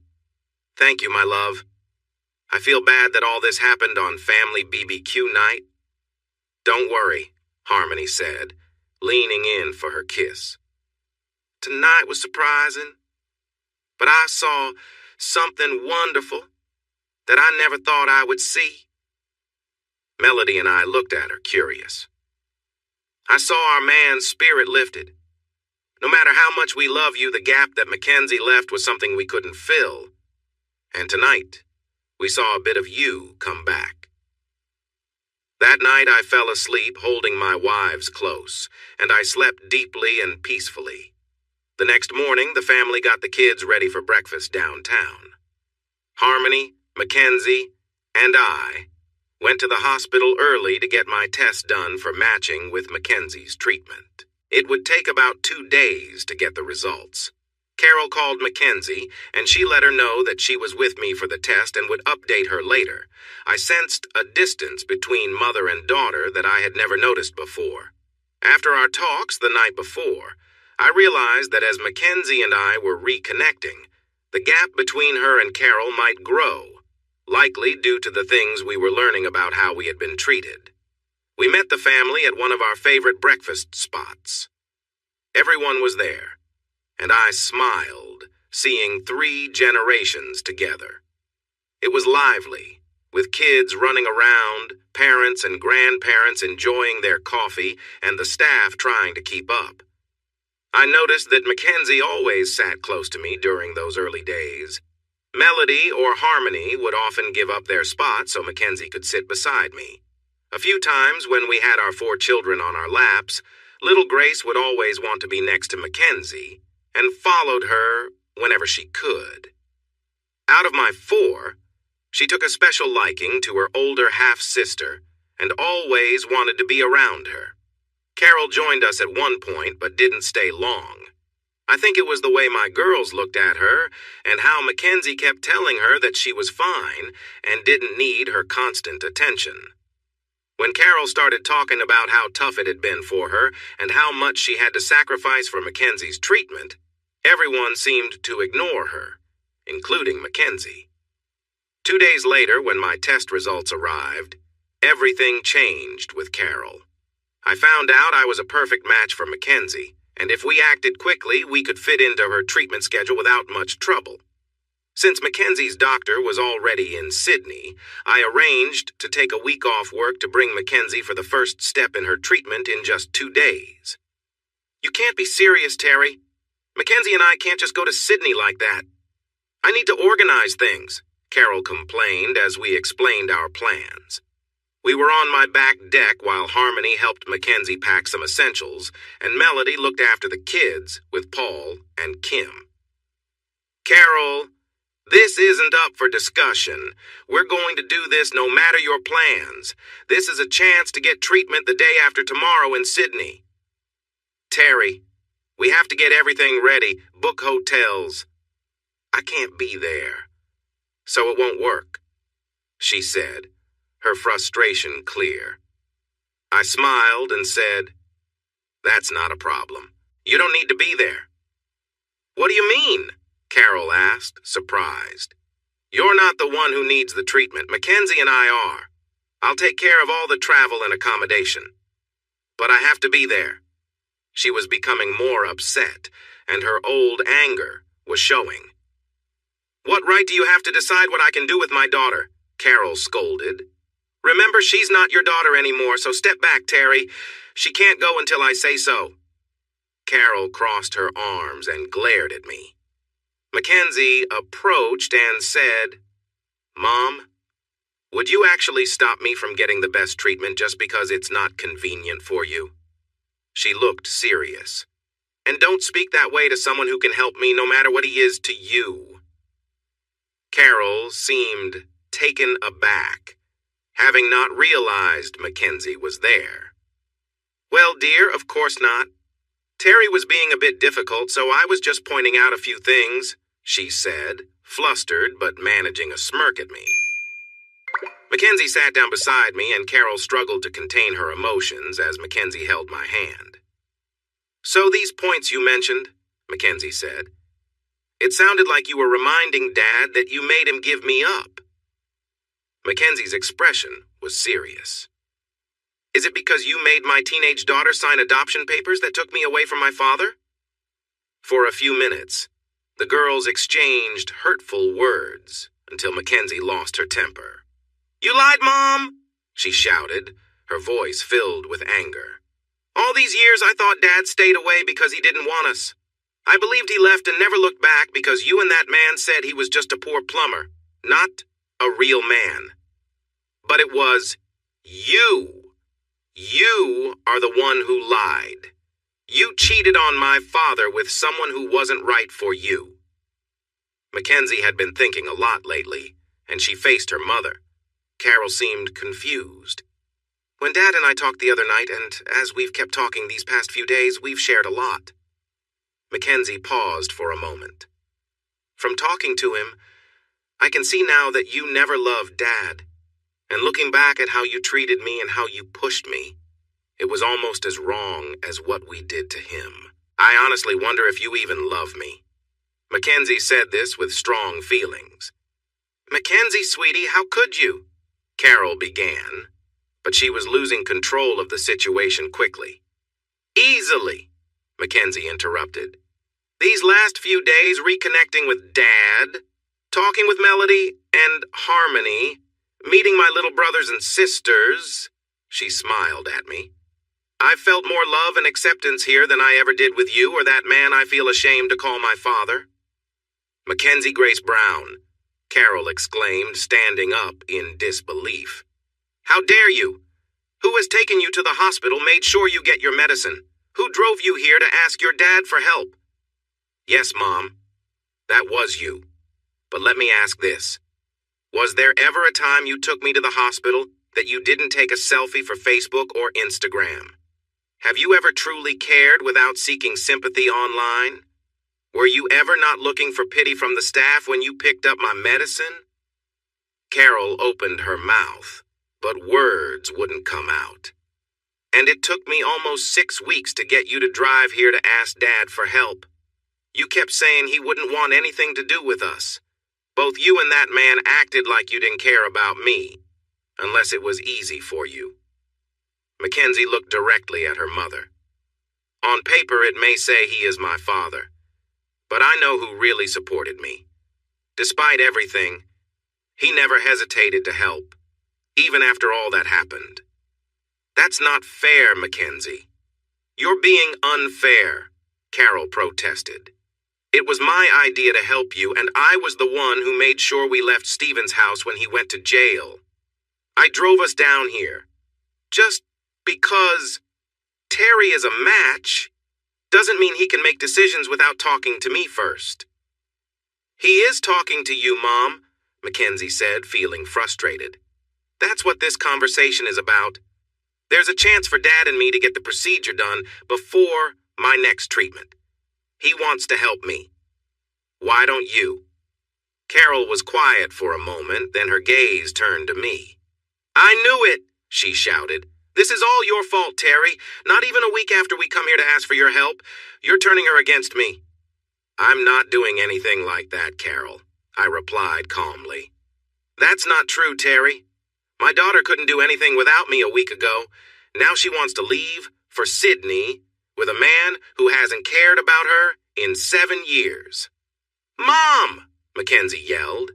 This has nothing to do with you. So, can you just listen for once? I need this procedure, or I could be in real trouble. We watched as Carol seemed to lose her confidence. Mackenzie tried a different approach. Mom, do you remember about 6 months after we left Dad? Carol gave her a fierce look. Mackenzie raised her hand to pause. Yes, Mom. We left Dad. He didn't leave us. What we did caused him to come down here. She let that idea sink in, then continued. Do you remember just before the divorce was final? I was begging you to take me to see Dad. You insisted he was happier without us. So you and your boyfriend took me to Sydney to keep me busy. You both took me out. But guess what? Carol looked at her. You never asked what I wanted to do. I was sad for my father. You took me for dinner and a show, but it was all about you two, not about me. Carol shook her head. No, it wasn't, sweetie. It was for you. You were just a teenager. How could you know what you wanted? You just needed to ask, Mackenzie replied angrily. If you had asked, I would have loved to do so many things. But do you know what hurt the most on that trip? She paused for effect. That night your boyfriend decided to take you out without me. And you didn't even seem to care. You laughed at the idea. You left a sad 15-year-old alone for hours in a hotel room, never asking if I wanted to join you or if I could get something to eat. You didn't even check on me when you returned. She shook her head at the memory. Carol looked blank. I tried to stay neutral, hoping neither noticed me. When we got back to Maitland, your boyfriend scolded me in front of you for ordering some ice cream while both of you were out. Do you remember what you said when he got upset with me? Carol looked down and shook her head. You said, I said, mimicking her tone. Stephen, dear, she will know better next time, and ask before doing something for herself that affects us. I shared a look of disbelief with Mackenzie. Know my place, Mackenzie said softly. That's what you said. After that, you and Dickhead went to court, and things didn't go your way. Then you both blamed Dad to everyone around you. I was still feeling hurt, but went along with it because I was confused. I loved you, Mom, she sighed. And with you making me think that Dad didn't want me, I tried to stick close to you and make you happy. Even when I was struggling, we both made mistakes. Listen, Mackenzie, Carol said, glancing at me for support, but I just stared back at her blankly. This is not the right time. Are you serious, Mom? 7 years, even taking into account your affair, and you're saying we can't talk about this? It's just us here. Everyone else is leaving us alone. If we can't talk now, when can we? Carol again looked frustrated. Finally, I decided to step in. Carol, I think you need to see that Mackenzie has some things to sort out, just like we do, probably even more than us. We were adults then, but she had to face all of this as a teenager. She didn't have it hard, Carol shot back. We gave her everything, clothes, trips, the best schools. And what about love? I replied. She had that too. Stephen and I loved her. We gave her everything we could. I think you're missing what love really is. Can't you see it after all our talks? Mackenzie didn't need things. She didn't need to be treated like an object. She needed your time and thoughtfulness. Being a loving parent means understanding what she needs more than what you want. I glanced over at the house where my wives and kids were. I've learned over the past 7 years that love means doing for others to show you care. It means accepting who they are and what they choose to do because you care about them. I sighed and looked back at Carol. When you came the other day with Mackenzie and told me about her illness, I had to push aside so much pain to even consider saying yes.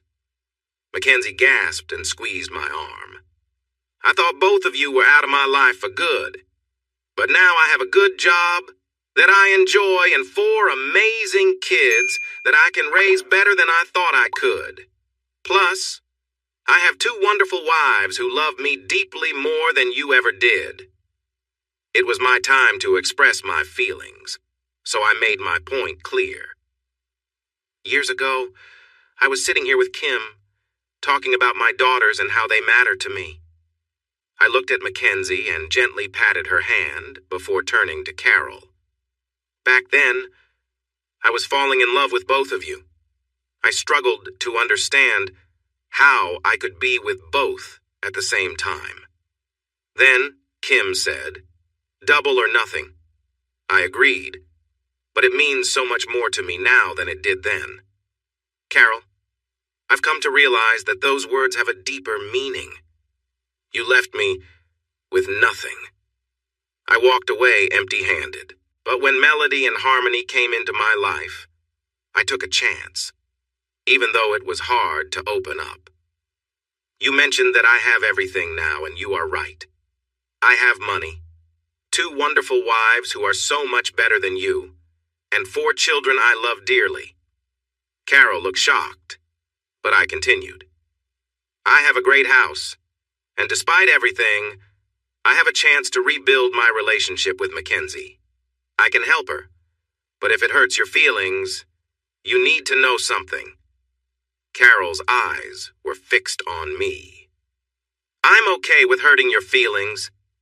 Mackenzie laughed beside me just before Carol could respond. Listen, Mum, this might be hard to hear, but Dad is taking me to Sydney tonight, and we'll go through the procedure tomorrow evening.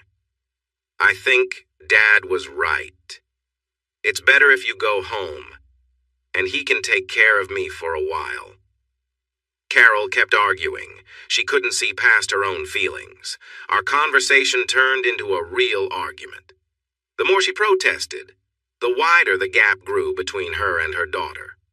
From what Mackenzie shared and other stories I've heard since that first weekend, I've realized that what Carol and her partner did was nearly abusive. I understand that families can fight and disagree. I had 2 lovely wives with strong personalities. They could be fierce. But the key is that families should be responsible. You can't leave a child alone in a strange city without supervision.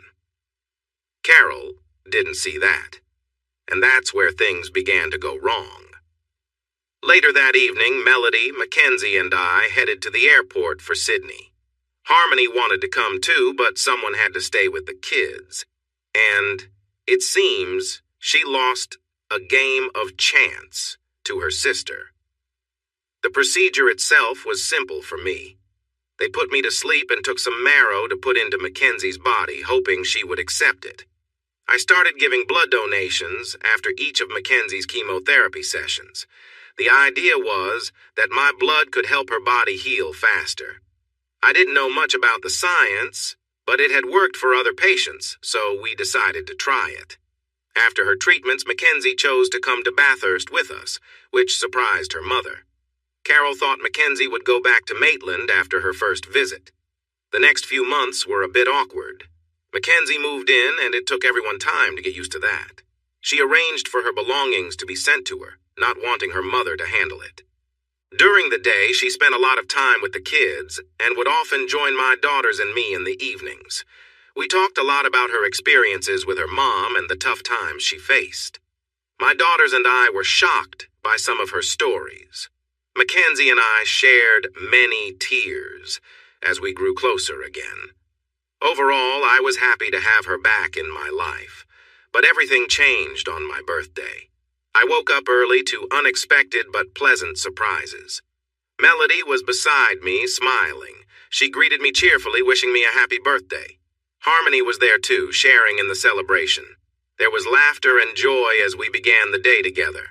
After getting ready, we headed downstairs to find the kids having breakfast. William, Martha, and Mackenzie exchanged knowing looks. "Happy birthday, Daddy," my kids exclaimed in unison. For the next 20 minutes, I focused on their gifts, which were sweet and heartfelt, including socks and a colorful card covered in crayon drawings. Melody gave me a brand new Remington 308 rifle, as I had taken up target shooting about a year ago. Harmony surprised me with a beautiful 16x50 scope, which I could tell must have cost a lot. William William and Martha had gotten me a spotting scope for the shooting range, and I don't know how Mackenzie managed it, but she got me a high-quality bipod stand. So now I had everything I needed for long-range target shooting. I sat on the couch, ready to open my gifts, when Mackenzie came over. She seemed nervous as she sat down on the coffee table next to my presents. "What's wrong, Pumpkin?" I asked. Without saying anything, she handed me another gift. This one looked old, with worn wrapping paper that was close to falling apart. I blinked in surprise. Tears filled her eyes as she said, "This is for you, Dad." I opened the card and she explained, "I wrote this the week before your birthday over 7 years ago." The card was simple, with a golf ball on the front. Inside, there was a handwritten note. "Dad, I don't know what I did to make you not want to see us these last few months. I really miss you.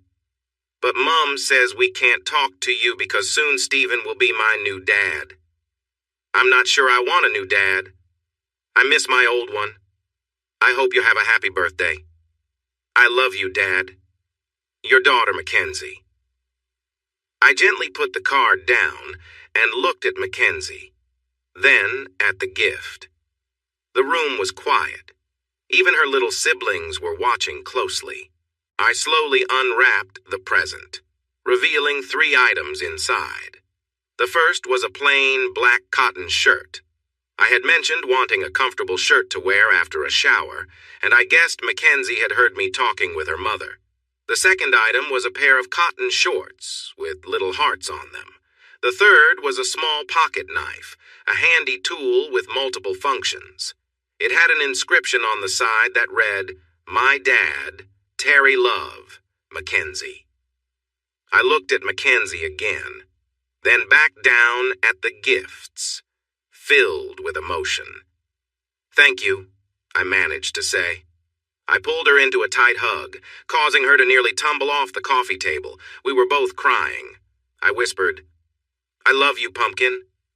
Melody picked up the card, read the message on the knife, and joined in the hug. Harmony soon followed. For over 7 years, Mackenzie had held on to that gift, unsure if she could ever share it. Finally, little Beth came over to us as we sat on the couch and gave me one of her little hugs. She looked up at me and then at Mackenzie, then at Melody. "Mummy, did Dad not like Sister Mac's present?" she asked. "No, sweetie," Melody replied. "I think he likes Sister Mackenzie's gift the most." "Better than mine?" John asked, sounding curious. We all laughed. "I love all your gifts the same, but Dad has been waiting for that one for a long time, and your big sister was finally able to give it to me," I told them. We settled the kids, and Martha kindly offered to take them to daycare, giving Melody, Harmony, and me a break from our usual parenting duties. So Mackenzie and I decided to go into town for a birthday brunch and maybe do some shopping.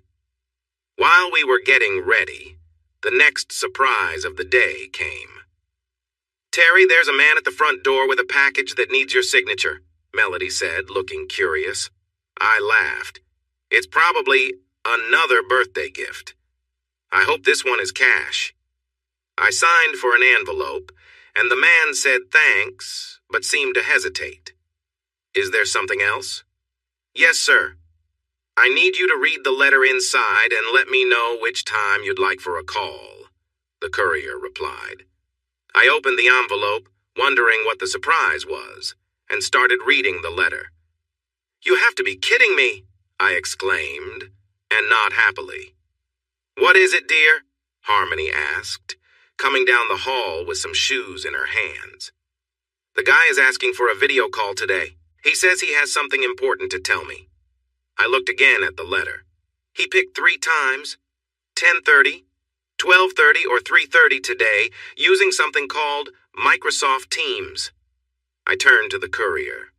"You're not just a delivery guy, are you?" "No, sir," he replied. "I'm actually from the Department of Corrections.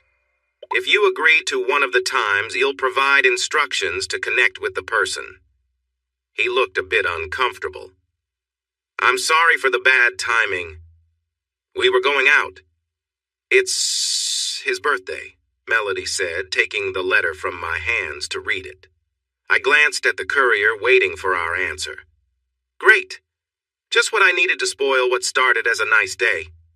I looked closer at the delivery man. I was having a good morning, looking forward to brunch with my wives and our daughter, and now this guy wants to chat urgently.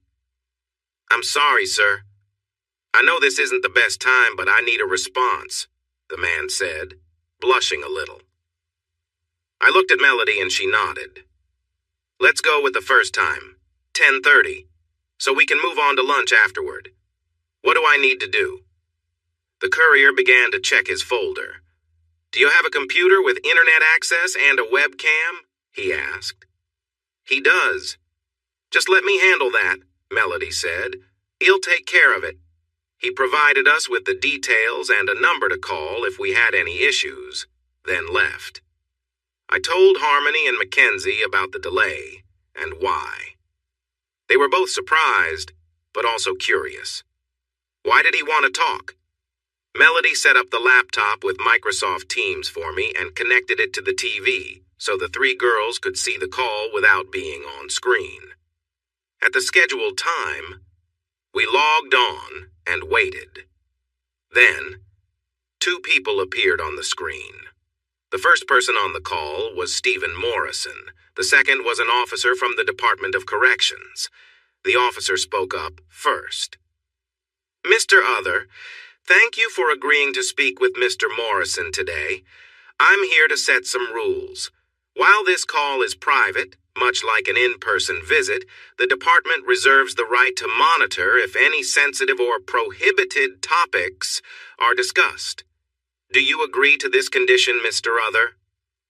I do, I replied. Then he'll leave you to it. This call is limited to 30 minutes. If more time is needed, you'll have to schedule another call. With that, he left the room.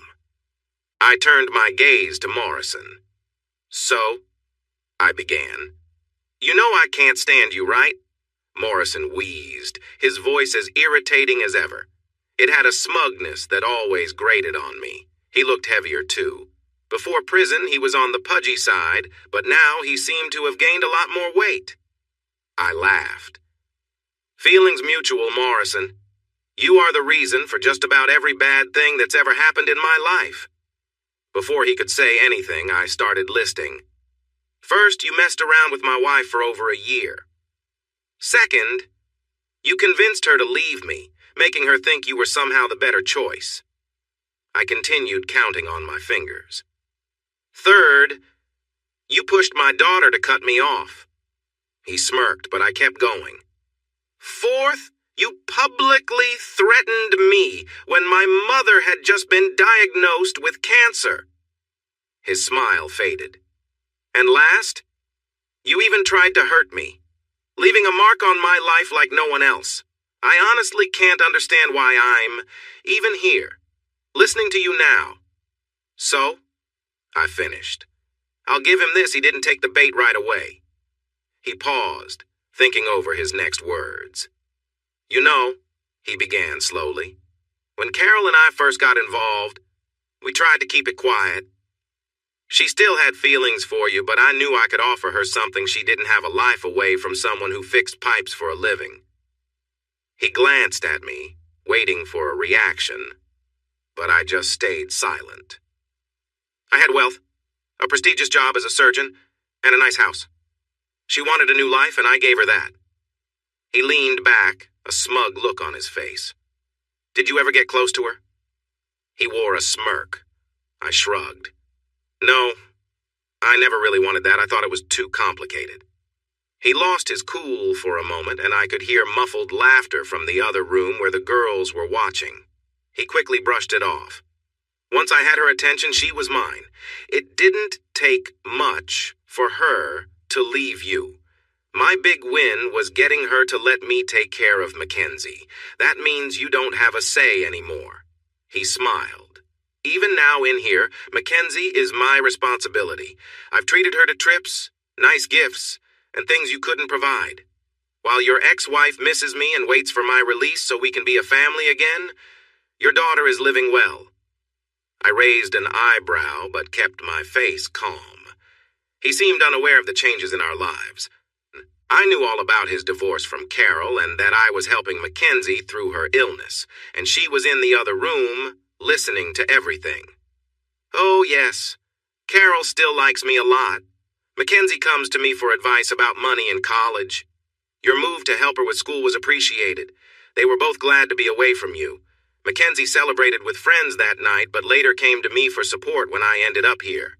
He gestured around him, trying to act as if he was here by choice. I sighed, tired of his bragging. I could hear someone cursing in the other room. I knew it was Mackenzie, who couldn't stand this guy. So what do you want? I asked. I want to help you connect, he said simply. Connect? I replied.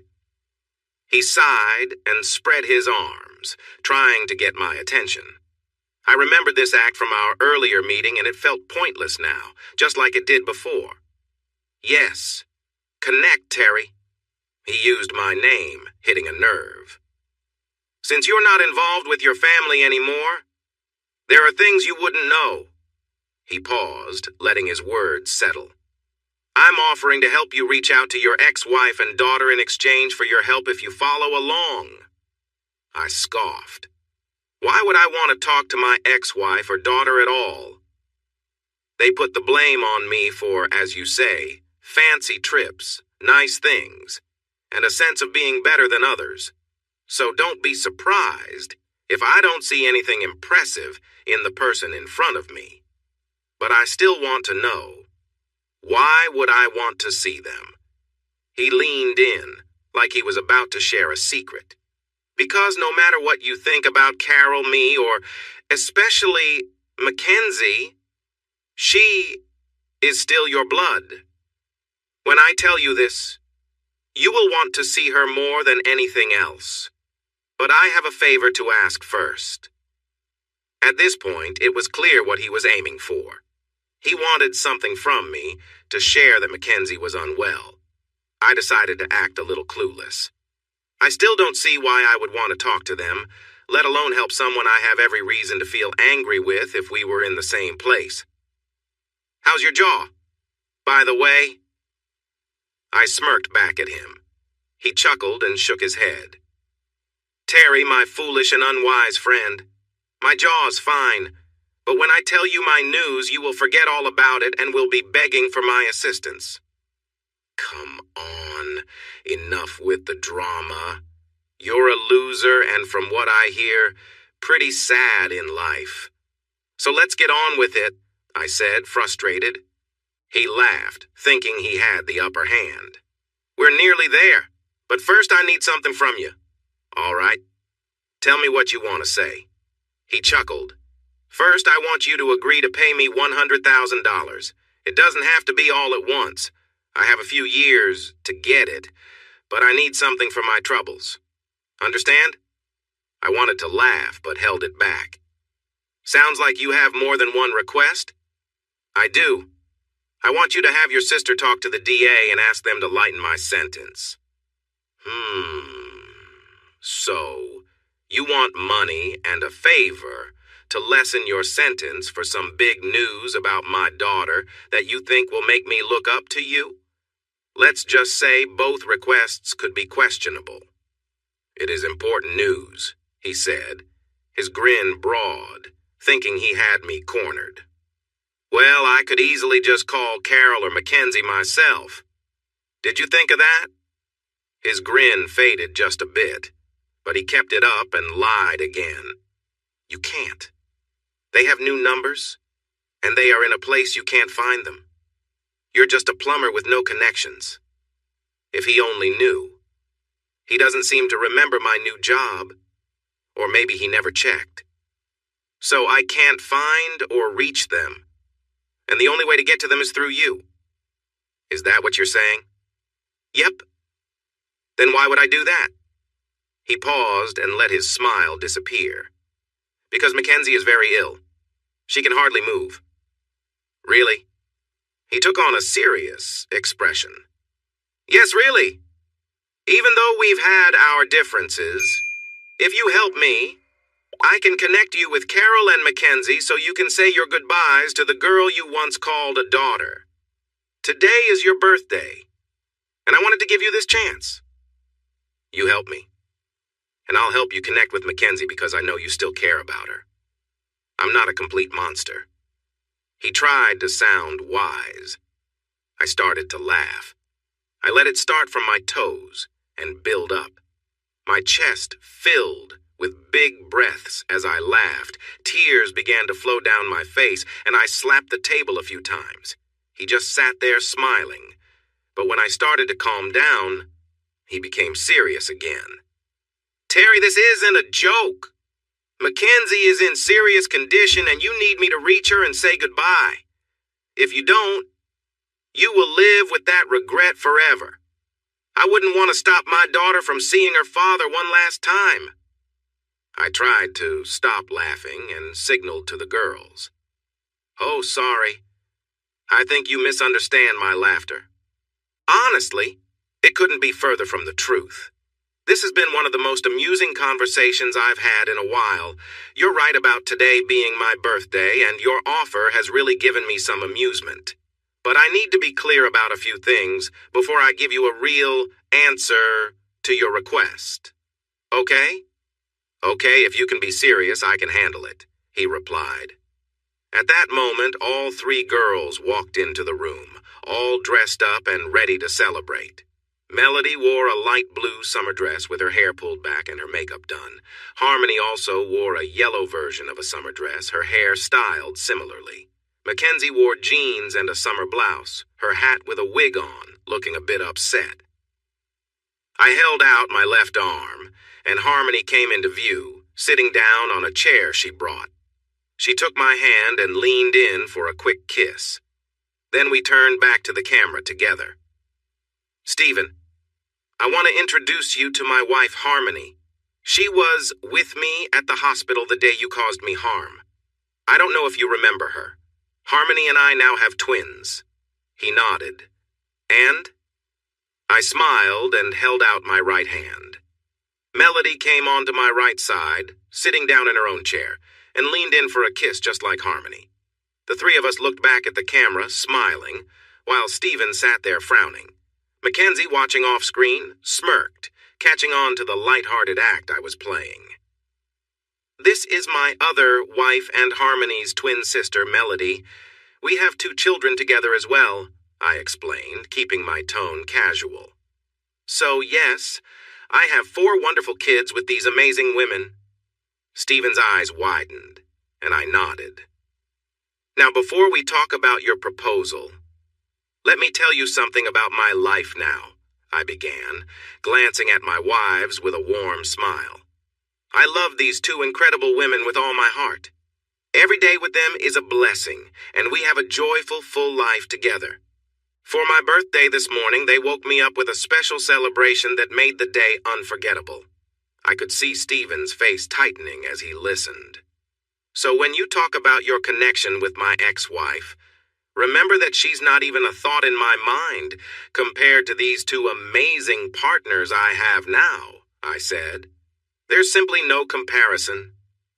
Stephen's eyes kept shifting between Melody and Harmony, who were smiling back, clearly supportive and full of affection. I think I know why you hold on to so much anger, Stephen, I continued. Perhaps you can't get over the past, but I'm here to tell you I've moved on. My life is full of love and happiness, and that's something I wouldn't trade for anything. Stephen's face turned red, and he leaned forward, muttering, But, you're just a plumber. None of this can be real. You're lying. Harmony chuckled, giving him a calm, knowing smile. Sorry, Stephen, she said, but Terry is our partner in our love, and that's the real story. She smiled and glanced at me, then back at the screen. Stephen, as you can see, I have no interest in reconnecting with Carol. This brings me to the next part of your request. I'm proud to be a plumber.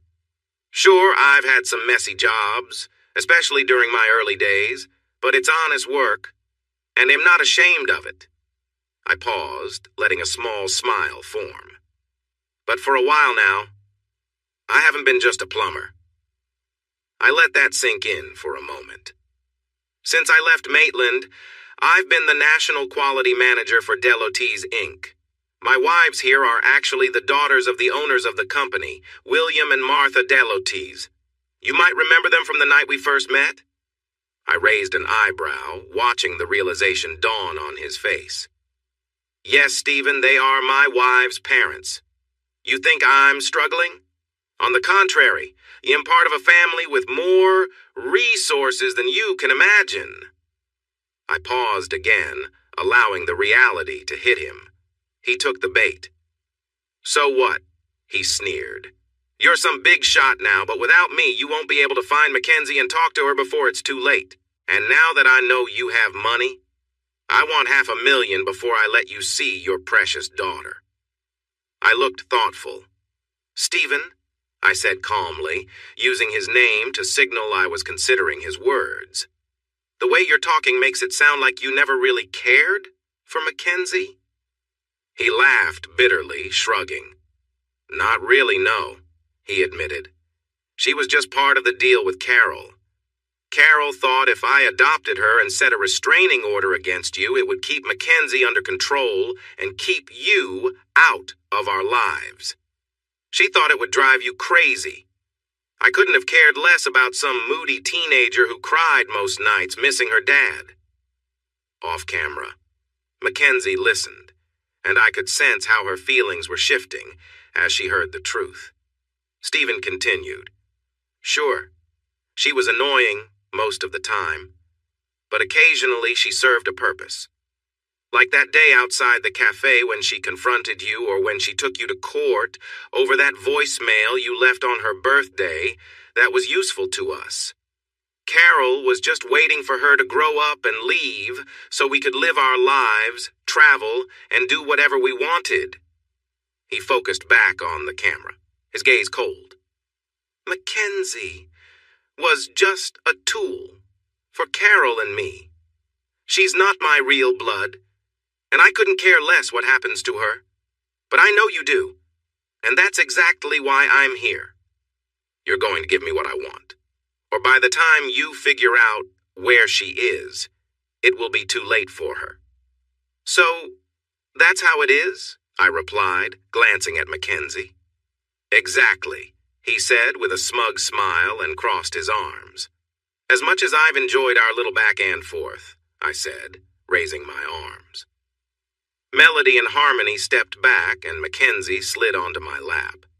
I don't think you'll get anything from me, but thanks for giving me an interesting story for my birthday. We'll all remember how you tried to blackmail me. He was silent, so I continued. Here's the truth, unlike your lies. I know you and Carol are divorced. The only affection you get now is from your buddy in the showers, and that's not changing anytime soon. I also know what you did to my dear daughter. I kissed her cheek.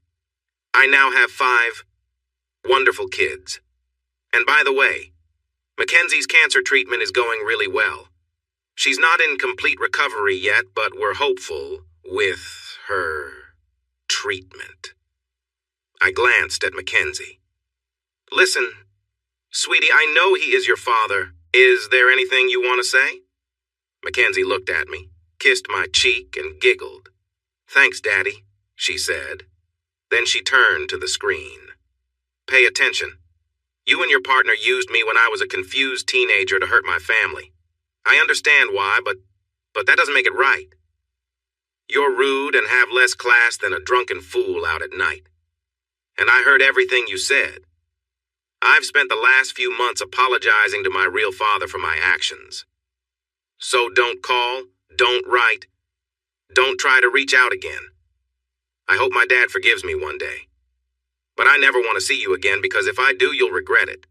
Now go back to where you belong.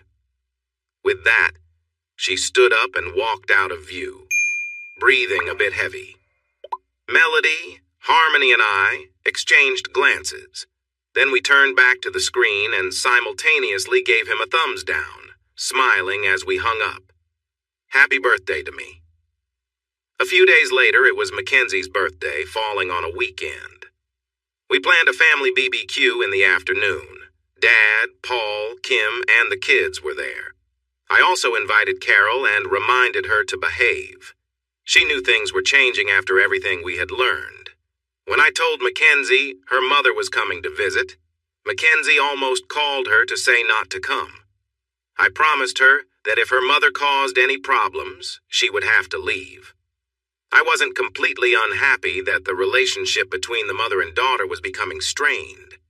Over the past few months, we learned that Carol was more tricky and manipulative than we had realized. The surprise guest, who neither Mackenzie nor I expected, was Mackenzie's old boyfriend, Ben. Ben met Mackenzie about a year ago at university, and they had been together almost from the start. When Mackenzie got sick and had to stop her advanced studies, she broke up with him, thinking it was best for him to move on from someone facing such challenges. I hadn't heard much about him because Mackenzie cared deeply and felt heartbroken for ending things. So, she was shocked when he showed up. He had been trying to reach Carol for a long time, and she had gotten frustrated and told him that Mackenzie was now living with her father, who ran a large company in Bathurst. It wasn't entirely accurate, but it was a flattering story for my ex-wife. Ben did some digging and found Melody. My wife started to realize that she was almost as much a victim of her mother as I was. Once Melody heard Ben's story, she invited him to stay for the weekend. When he arrived, Mackenzie was so surprised that she dropped her glass on the lawn. They ran to each other, embracing and in tears. From then on, she hardly let go of his hand except to hug others or show Ben something new. Mackenzie looked truly happy while Carol didn't share that joy. Two important things happened that day. The first was when Mackenzie opened presents. My wives had taken her shopping and helped her pick out an entirely new wardrobe while we prepared the BBQ. Her old clothes were replaced with new styles that didn't rely on brand names to look good. William and Martha gifted her a new iPad with a keyboard, promising to help her get back into her studies. Dad gave her a new laptop for the same purpose.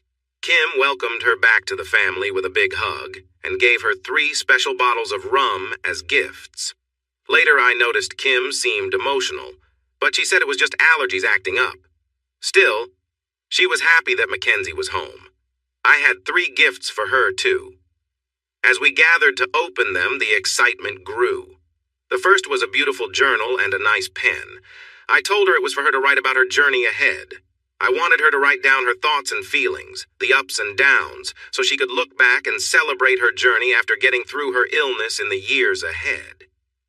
Everyone cooed at the gift. The second gift was similar to the old present Mackenzie had given me a few days before. The wrapping was a little worn. The card was slightly faded, but as she held it, we both began to cry. We both knew how special this gift was. She opened the card. It had a picture of cartoon teenagers at a party. Inside, it said, "Party on, happy birthday." But like the card I gave her, I had written a note. "My dearest Mackenzie, I miss you so much. And I don't know if you will ever see this. But please, please come back to me. I love you so much, Pumpkin. Love, Dad." I was feeling pretty down when I wrote that card. I didn't know the right words, but it said enough. Mackenzie dropped the card and hugged me. She told me she loved me and whispered how sorry she was. A few minutes later, she opened the old present. Inside was a new set of pajamas, an oversized t-shirt, and a very fancy scientific calculator. She had wanted it for months for school. At over $300, it took a while to save for it. She loved it. And even though the calculator seemed outdated with smartphones around, it found a special spot on her desk from then on. The last gift I gave her was a simple manila envelope.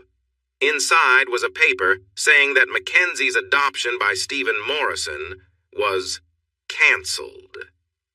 If she signed it and had a witness, she would once again be Mackenzie Other, daughter of Terry Other and Carol Brown.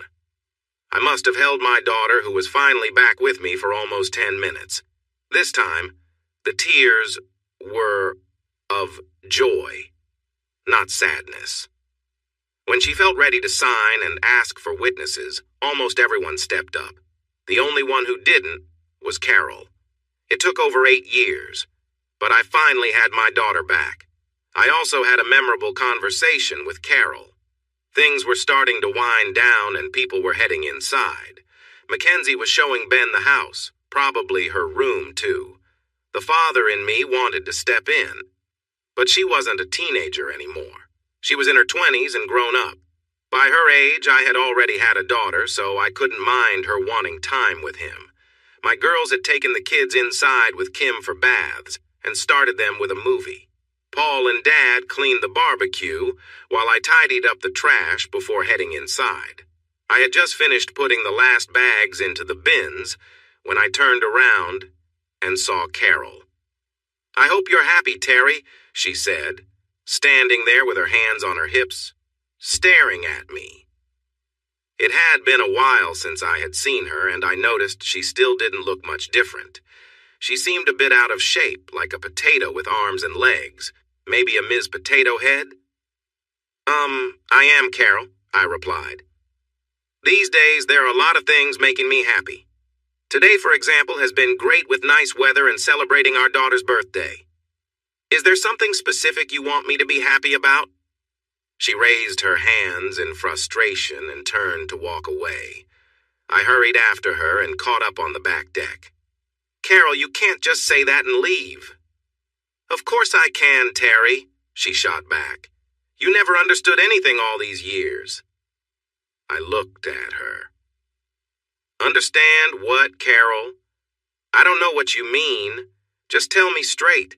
"Yes, I'm happy," I said, feeling annoyed. I really didn't want this conversation, but it was about Mackenzie. She stared at me, clearly upset. Then she seemed to let out a sigh and almost sank into one of the patio chairs. "Terry, you were my support since high school. For 15 years, I took you for granted. You never made a big deal about the little things and did all you could for me." She looked up as I sat down across from her. "When we had our child at 18, right after high school, my world shrank to just Mackenzie and you. I became unhappy, thinking there might be something better out there." I nodded, still not quite sure where this was headed. "I always pushed you and took what I could because I felt above you. I mean, being married to a plumber." She gave a little laugh. "My friends were with people in respectable jobs like consultants and lawyers." Then she seemed lost in thought for a moment. No one said anything, but I knew they thought it. I could hear it in their voices, judging me. There goes Carol, married to a plumber. She looked at me again. "I waited for 15 years, taking everything I could from you without crossing any lines." I nodded. I was aware of that. When Stephen came into my life, he dazzled me with his wealth and confidence. When I shared my unhappiness, it was easy for him to charm me. But he wasn't great in other ways, even though his money made me feel more important. My friends saw me as someone, not just attached to a plumber. She sat quietly for a moment, thinking, and then suddenly looked straight at me, her eyes filled with intensity. "But you had to ruin everything. You couldn't just give me what I wanted. If you hadn't gone to the hospital that night and given Mackenzie's money to me as I'd asked, I'd still have Stephen's wealth, his social standing, and everything that came with it." I sat back, shocked. I had hoped Carol was here to apologize, but clearly she wasn't. She stood up, starting to pace. Stephen and I were happy. Terry, we were happy. In a few years, you would have been a distant memory, and Mackenzie would have come around, learning to love Stephen. We could have been a happy family. But you just couldn't leave us alone.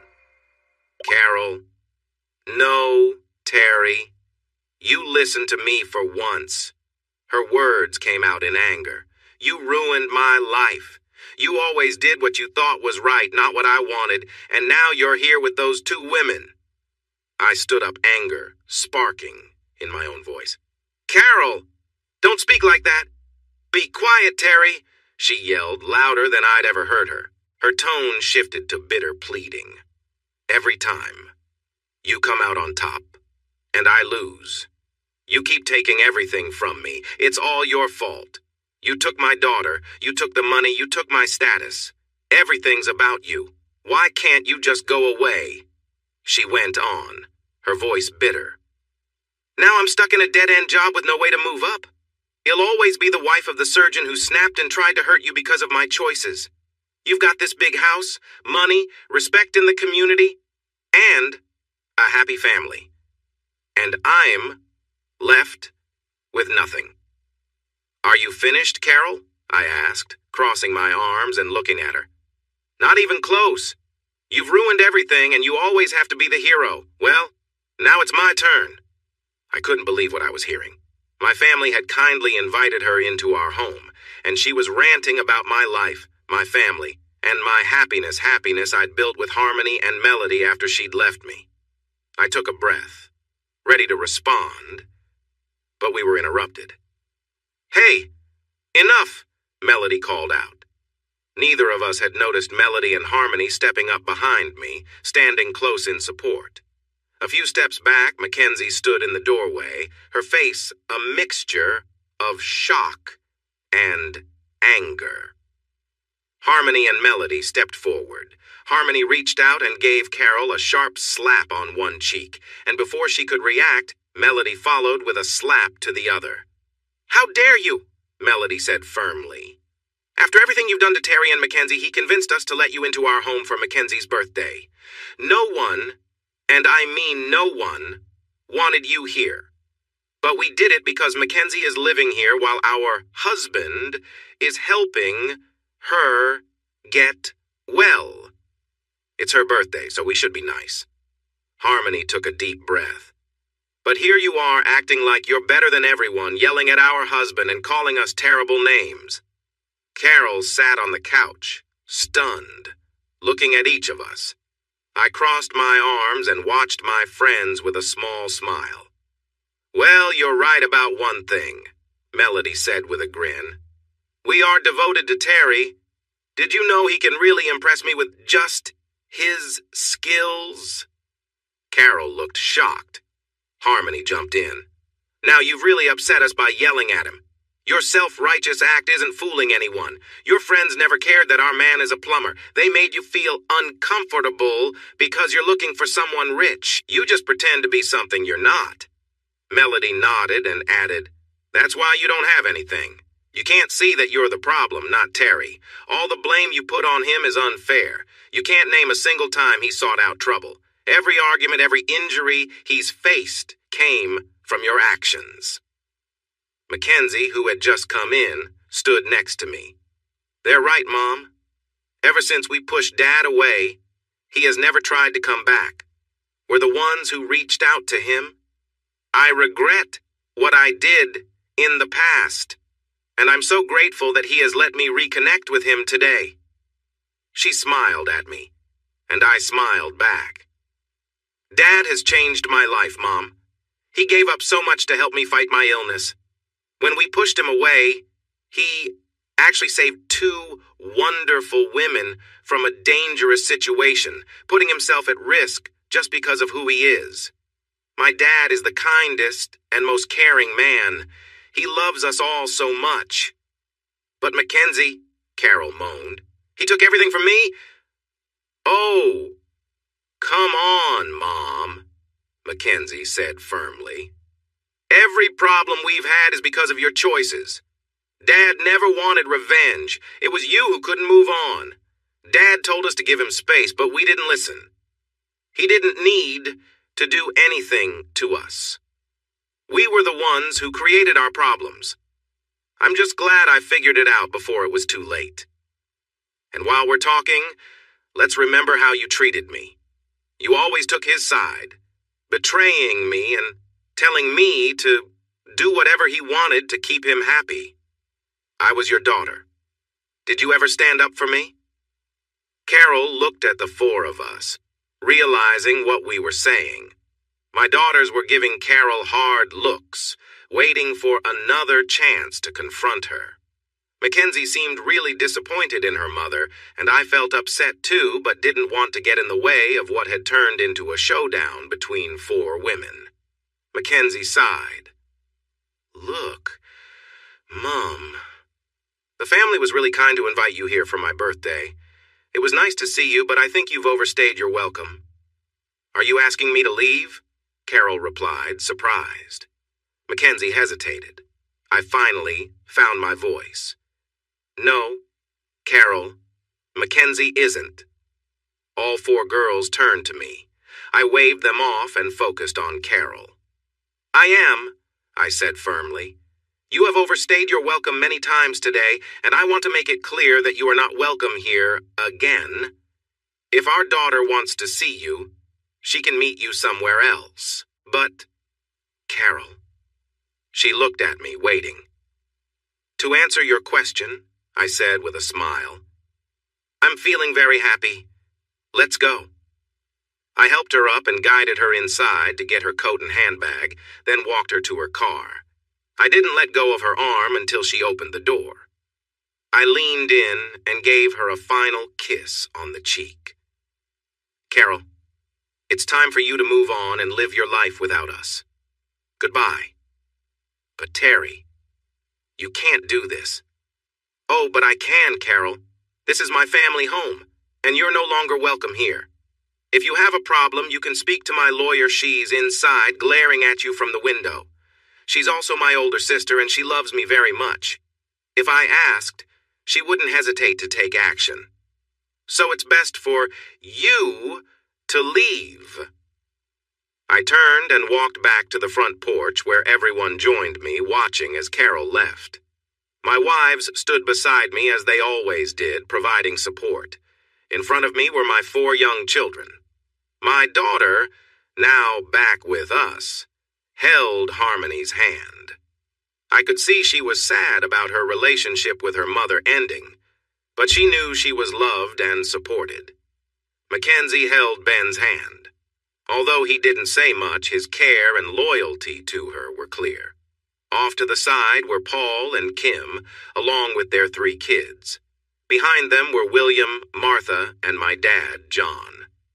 I had been through a lot over the past 8 years, and if it weren't for all these wonderful people standing with me today, I might not have made it. After a moment of watching Carol in her car, everyone started heading back inside. Dad?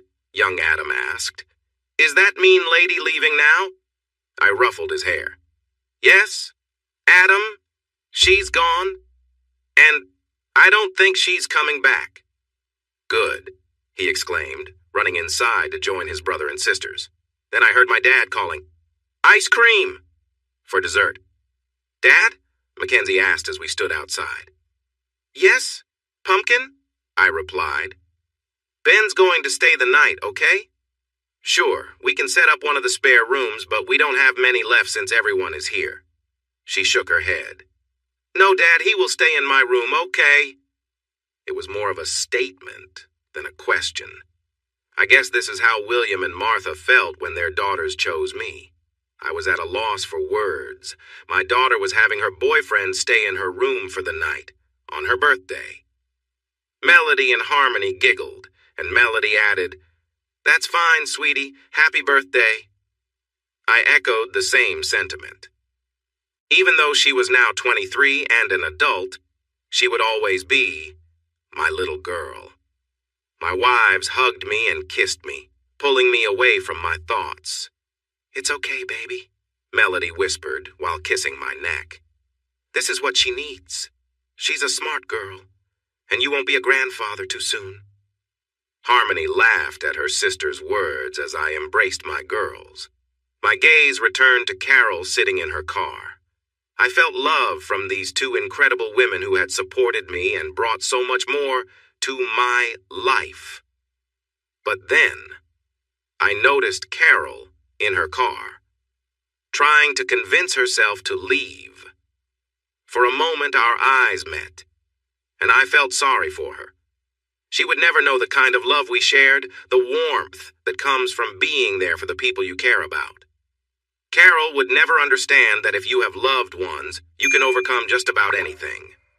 Finally, my ex-wife started her car, and we watched as she drove away, hopefully out of our lives. If only she understood that love was about giving, not receiving, we might have all been in a better place. Sadly, I doubted Carol would ever grasp that idea and would continue to blame others for her losses. As she drove out, laughter filled our home. I could hear everyone enjoying themselves, but I felt happiest hearing Mackenzie laugh. Soon, Melody and Harmony pulled me inside, where we gathered around a big birthday cake and sang happy birthday to my daughter. Life was good. 5 years later, the letter had arrived in the mail almost a week ago, but she hadn't opened it. Bills were straightforward. She either paid them or pushed them aside until she had the money. That evening, as she returned to her small apartment close to work, she tossed her bag on the couch and walked into her little kitchen. She warmed up some leftovers and poured herself a small glass of inexpensive red wine as she stretched. The limp she had from the accident 4 years ago was painful, and some days she could barely walk without help. Her being very overweight from overeating and feeling sad didn't help her situation. She sat back down on the couch, turned on the news, ate her simple dinner, and drank her wine. They didn't go well together, but it was what she could afford. When she placed her bowl on the side table, her hand touched the letter and she jumped back as if it might hurt her.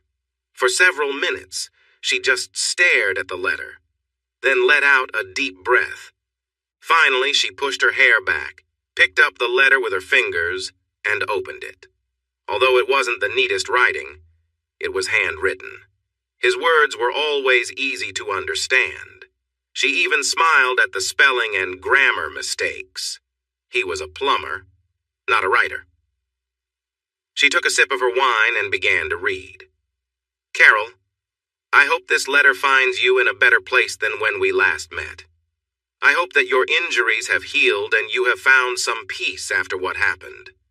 I can't say I was happy with your response, but I don't blame you for what your former husband did. Who knew he would be at the hospital that day? But now he is gone, and you have to face the results of your choices.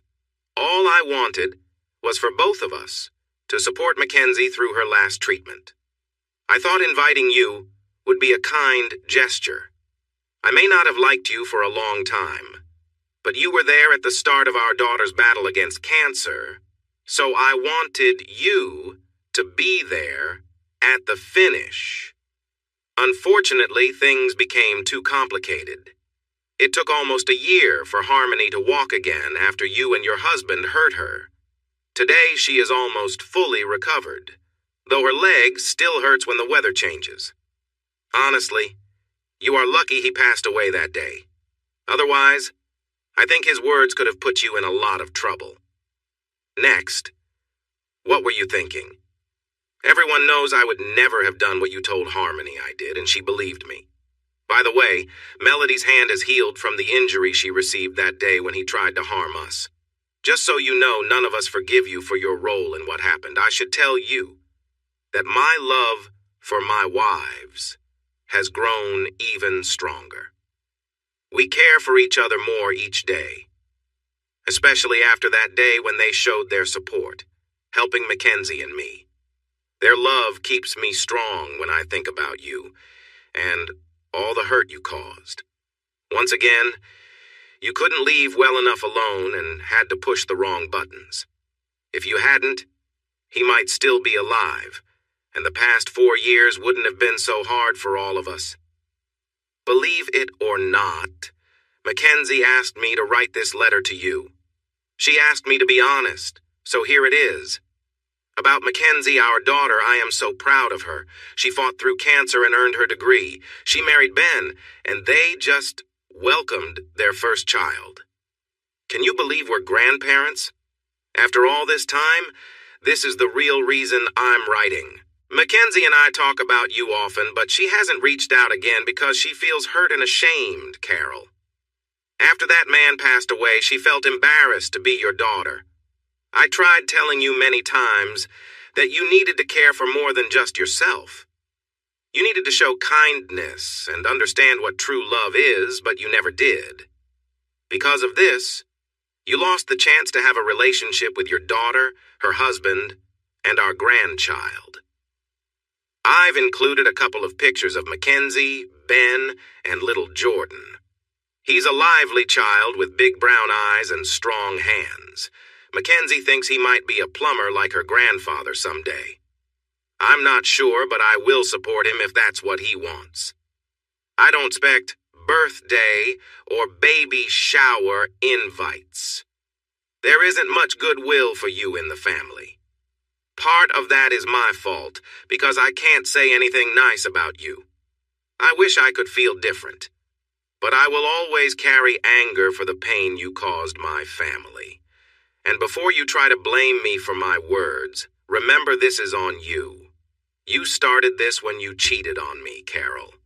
It's your actions that led to this situation, so it's your responsibility to fix it.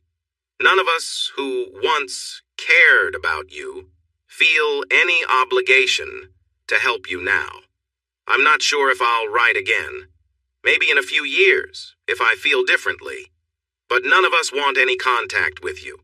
So please do us a favor, and don't write back. Carol read the letter 3 times, then carefully folded it and put it back in the envelope. In her small bedroom, she had a box of cherished items. She placed the letter inside the box with old photos. There were pictures of her and Terry on vacation, smiling and enjoying Bali. There were pictures of her pregnant with Mackenzie, glowing with excitement. There were even some of Terry in his work clothes, hard at work to provide for them. Looking at those images made her feel a deep sadness. She had lost so much, nearly everything, because she never realized that what she and Terry had back then was love. She gazed at the photo of a young Terry, strong and smiling, happy to be sharing a moment with her. "I'm sorry," she whispered to the picture. But even as she cried quietly, no one was there to hear or care. Hey everyone, thanks for watching. Don't forget to subscribe and turn on notifications so you won't miss any of the exciting stories we have coming up. What do you think about the characters in this story? Let us know in the comments. We'd love to hear from you.